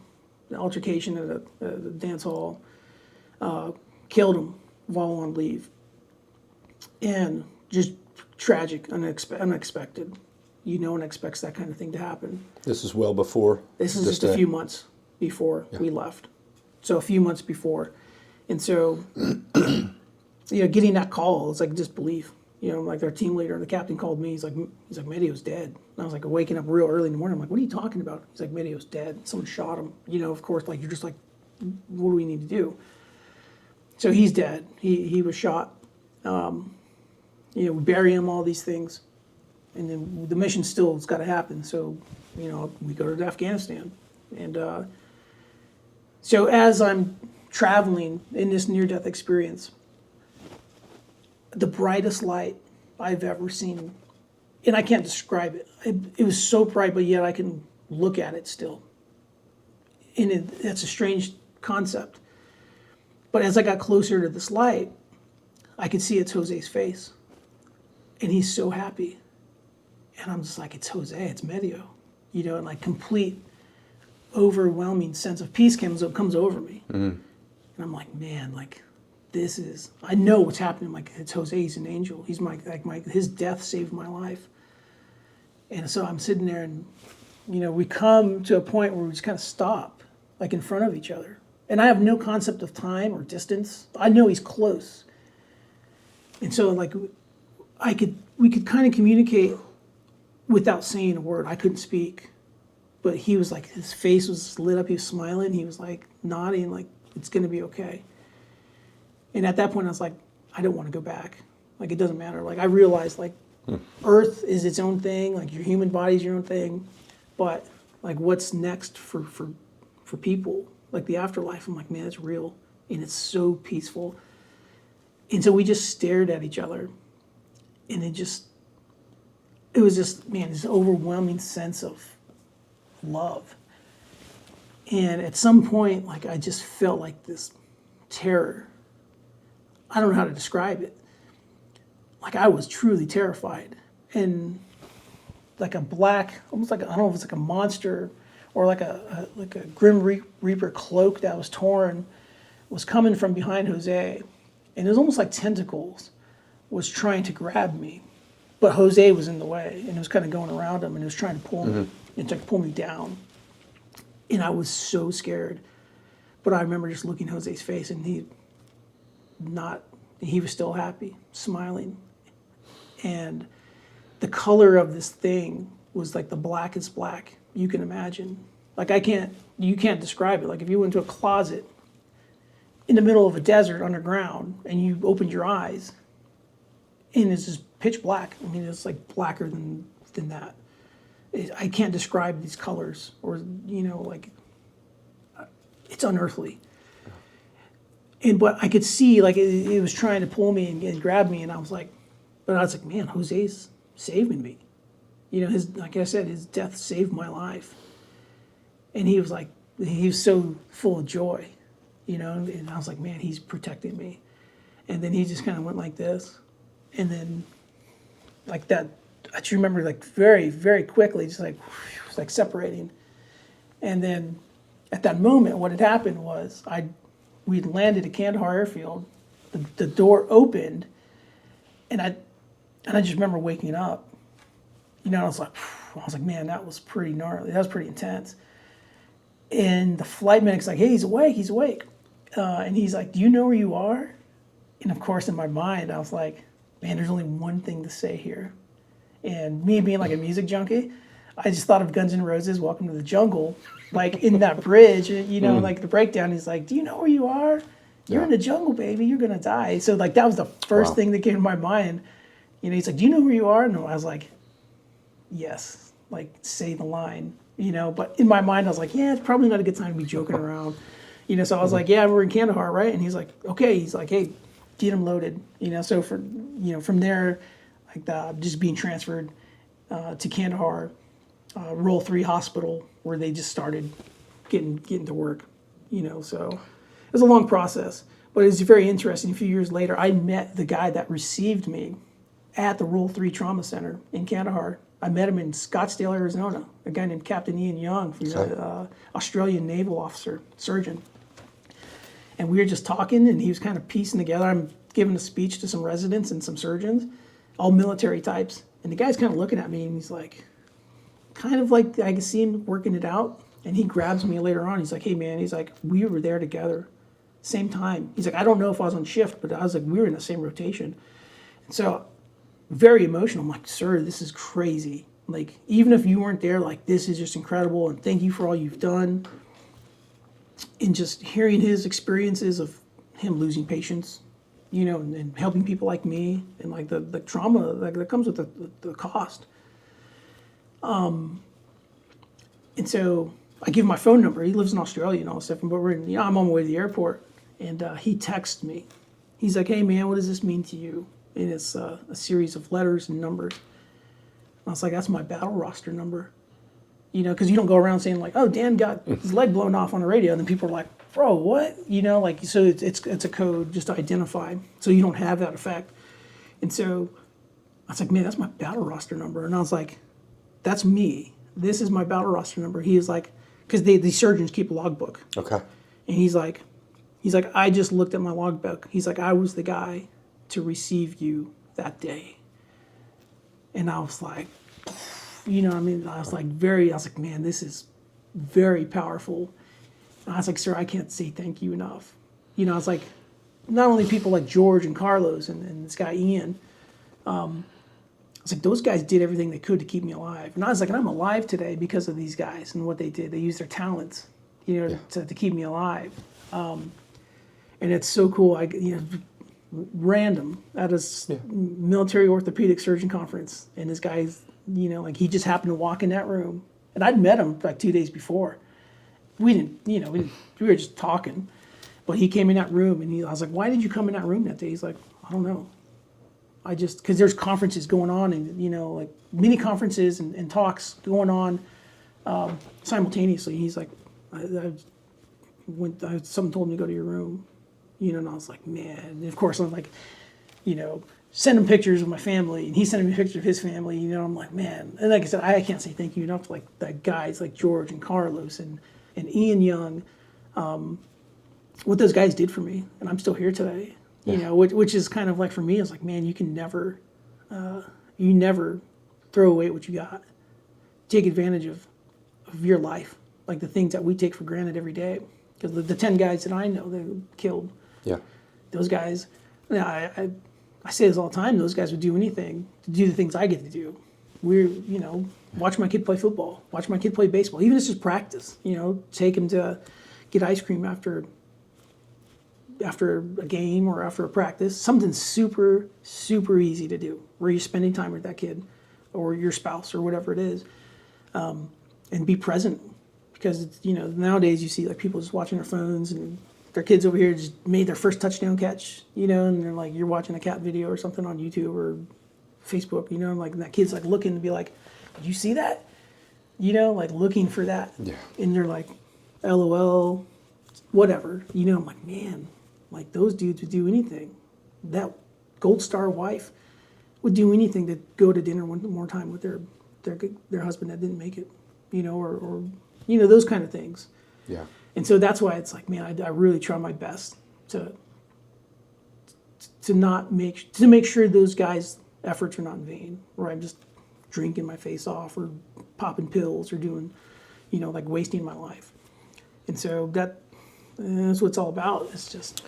I got a couple of questions for you. How did that experience, that speeding through, seeing your buddy, seeing this dark being impact your faith, and seeing the peace on his face? It's like, definitely solidified, like, yeah, man, this is all real. Like heaven and hell, okay. Good and bad. Yes, sir. Evil. Like all that is real. Yeah. And, I'm a human being. We're all human beings. Like people, I fall short all the time. That's what happens as humans, so it's like, yeah. Man, like you can't go down these roads because, like, you try to do your best, be a good human being, be the best husband, be the best father, best friend you can be to these people, because that's what matters. Yeah. And don't waste it, because like I experienced that, and I kind of like didn't want to look into near-death experiences. Mm-hmm. Because I was like, man, it was such a personal and like a unique experience. I was like, but I couldn't help myself. It took years later where I'm just like, I gotta read about this. I want to hear other people's experiences. And there's a lot of us, all the same things, or very, very similar. Maybe this guy or this lady, their experience is a little bit different. There's things that happen to those people, but at the end of the day, like I'd say 90% very, very similar. So I'm very interested in learning more about it. Yeah, and I think what I sent you with John Burke and Sean Ryan is going to appeal to you in a big way, because Yeah. I've listened to most of that, and it's very interesting what you just told me. Yeah, and at the end of the day, it just made me grow. Yeah. Like grow in my faith. It took me a little while, but yeah, I mean that's what's led me to be stronger. Because like what I experienced, the bad part of that, I'm like, I want nothing to do with that, man, because it's a real thing. So Yeah. We talk about these guys that are committing suicide, pills, alcohol. How did the medications tell us about your trip there? I stayed on my meds as long as I needed to. And I was in pretty bad shape, like really bad shape. And so I just wanted to use those pills just so I can, enough to get me to the next step, right? Get out of the hospital, do what I need to do to get out of the hospital. Which is interesting because we just talked about this. There was times where I was just so wasted and so lonely, like especially at nighttime. And I remember it being at Brooke Army Medical Center in San Antonio. In my room, there was a window. And at nighttime, like I couldn't sleep. Just being on a bunch of drugs, just trying to stay alive. And there's times I would just look up and the moon would just kind of go by. And I was angry, because I was like, man, I'm not with my team. Whatever happened to me, whatever. But I was like, there was times when I would literally just inside here, not like verbally, but in my like my heart and soul, I was like, man, if that devil walked through that door, I'd call for him. Like, look, if you show up right now, I will give you my soul to let me make the guy who did this to me, like, let me punish this guy. And then after that, I'm yours, which is like, I went dark. Yeah. Like pretty heavy. Yeah. And I think I did that for about 2 or 3 days, like just not sleeping, just kind of out of my mind. And I was the same thing, and I was expecting like a movie, a guy with a top hat and a cane, and a suit, and like, here's a contract, you know what I mean? Like, sign this, like, and it won't be a problem. But I realized, I was like, man, you can't keep thinking like this. Even after that near-death experience. Yes, sir. I was like, man, you cannot go down this. Like, you got to get this under control of your emotions. And I was like, yeah, this is not a good place for me to be mentally. So I was like, dude, you can't do that. Like, rely on your family and your friends to like pull you through and just be motivated. Because I'm alive. I was like, you got to get stronger. You got to get a leg and go back to Afghanistan. Those were like my 3 goals. And so it was a long process. Like, How long were you in the hospital? I mean, I was in the hospital probably I got to San Antonio December of 12. This happened I was November 29th. I stepped on IED. Got to San Antonio, I think December 4th. And then I got out of the hospital, I think in March, something like that. So just a bunch of amputations. They kept going. I had unknown infection, so they just kept cutting my leg off. They couldn't wait for the results to come back from the lab to figure out how to treat this, and they didn't know what to do, so the answer was just cut higher to try to beat that infection. And so after a while, they're just like, dude, we just got to keep amputating. And I was below knee. I only lost my foot. Yeah. So the doc, the orthosurgeon, Dr. G, he told me, below knee is where we want to be. Through the knee, there's benefits to that. Above the knee is we don't want to go there. I'm like, roger that, sir. So the day he came in the room, and he sat on my bed, and his face was totally different. I knew it was coming. He's like, we got to go above the knee. I was like, sir, just keep me alive. I was like, I'll figure it out. Just keep me alive. He's like, okay. He's like, I just want you to hear it from me. I was like, I'm still a dumb animal, sir, big dumb animal. I'll figure it out, So go above the knee, a couple more amputations, and it just happened. It just stopped. But my right leg was a problem. It was just, they tried to take my right leg too. They're like, you'll never use it again. And I was like, well, let me try. And if it doesn't work out, limb salvage, just cut it off. We'll figure it out. Saved it. I mean, you've seen the skin graft. It's just gnarly from the ankle to my inner thigh. It just got pretty hammered. So, but yeah, I mean, the drugs, I said, I didn't like the way it made me feel. So just being not in control. You just pass out, just all that stuff. You know, it's like, this ain't a way to live. So get clean, get better, go back to the unit. You know, I went back to 7th group, worked on some things down there, come back to San Antonio. You know, after a while, I was like, this ain't gonna work. So made the decision, like, just to retire. So How long after? probably 16, 18 months, something like that. Like I said, because the complications just kept happening. Yeah. And I felt it wasn't fair to the unit. The unit was very supportive. Like 7th group, they're like, dude, do what you need to do. Get better. The 7th group's not going anywhere. You've paid a price, man. Like, we're going to be here for you. Yeah. So part of me was like, you know, I want to be on a team still. You know, I still had team time left as a warrant officer, you know, and I knew the reality was, like, I can barely walk. So for me to try to get back to a team was like, it's crazy. I'm a liability. So, but it just putting in things in perspective. You know, it's like, man, I survived some serious combat, a couple injuries, you know, like being wounded, just all that stuff. And I was like, you know, it's probably best. And I missed a ton of my family's life. You know, it's like, it's probably best I just hang it up and coach t-ball or, you know, take kids to the park and just, you know, be at home and just close that chapter of my life. Like the military, it's like, okay, I had a great time. You know, the best way I can describe it is like Charles Dickens. It's like, this is the best of times, this is the worst of times. Tale of Two Cities, like the first line of that book. I was like, that sums up my military career. You know, like, I wouldn't change it. Yeah. Maybe I'd zig instead of zag when I stepped on an IED, you know, but I was like, you can't change it. And people ask me, like, do you wish that ever happened or would you go back in time? I'm like, it doesn't matter. I can't go back in time. You know what I mean? I look at it as this happened to me. You just got to move forward. Yeah. You know, find the right people, you know, to keep you going and learn and be an example. Because, you know, I look at the things I do today. There's an amputee somewhere who just got their leg cut off thinking their life's over. You know, like, oh man, like, I'm not going to be able to do anything because part of my leg is gone or whatever. Yeah. You know, I'm like, I get to be that example. Dude, Let's the talk about it. Adaptive Rodeo Beer Drinking Club, you know, Cody Doyle, Clint LaRue, Navy SEAL, Yeah. you know, yes, you know, awesome dude. I still remember the text message. I ought to have it pulled up. I remember you saying, "Sir, I know it may sound like a crazy idea, but I've always wanted to ride a bull."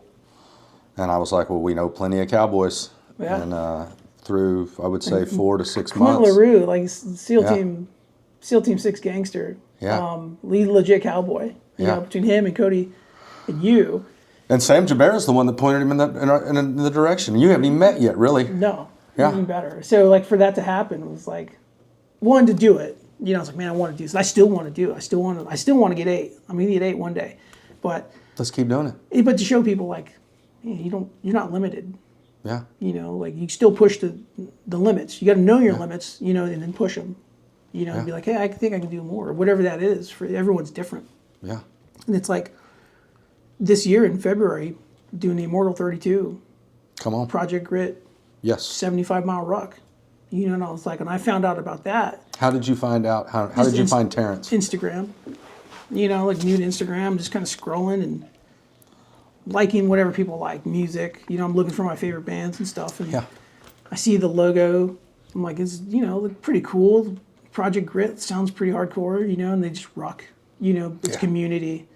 All the things, you know, I really kind of needed at this point in my life. You know, I was like, man, I miss community. You know, I do very well with my life, but it's like, yeah, it's nice to have that community where people are like-minded, do all the same stuff. Yeah. So I reach out to him like, hey man, I'm just a random amputee from the internet, but I want to do this. And he's like, well, show up at the next Rise and Ruck 6 a.m. in Wimberley. Let's see what you got. So I'm like, and I kind of ruck anyway, like just around my neighborhood. Yeah. So I'm like, yeah, this is super easy. And so go up there, and that led to like the Austin Marathon. He's like, show up at 3 a.m. here at this location, see if you can do 26.2 miles or whatever it is. And that was the biggest challenge to date as an amputee I've had, walking with the rucksacks. Just walking, period. So I show up, like, did pretty good, like no issues. And so at that point, we kind of look at each other and we're like, okay, man, like the next one's 75 miles. You know, and I'm like, yeah, I know. I kind of know the care routine that I need to do, you know. Yeah.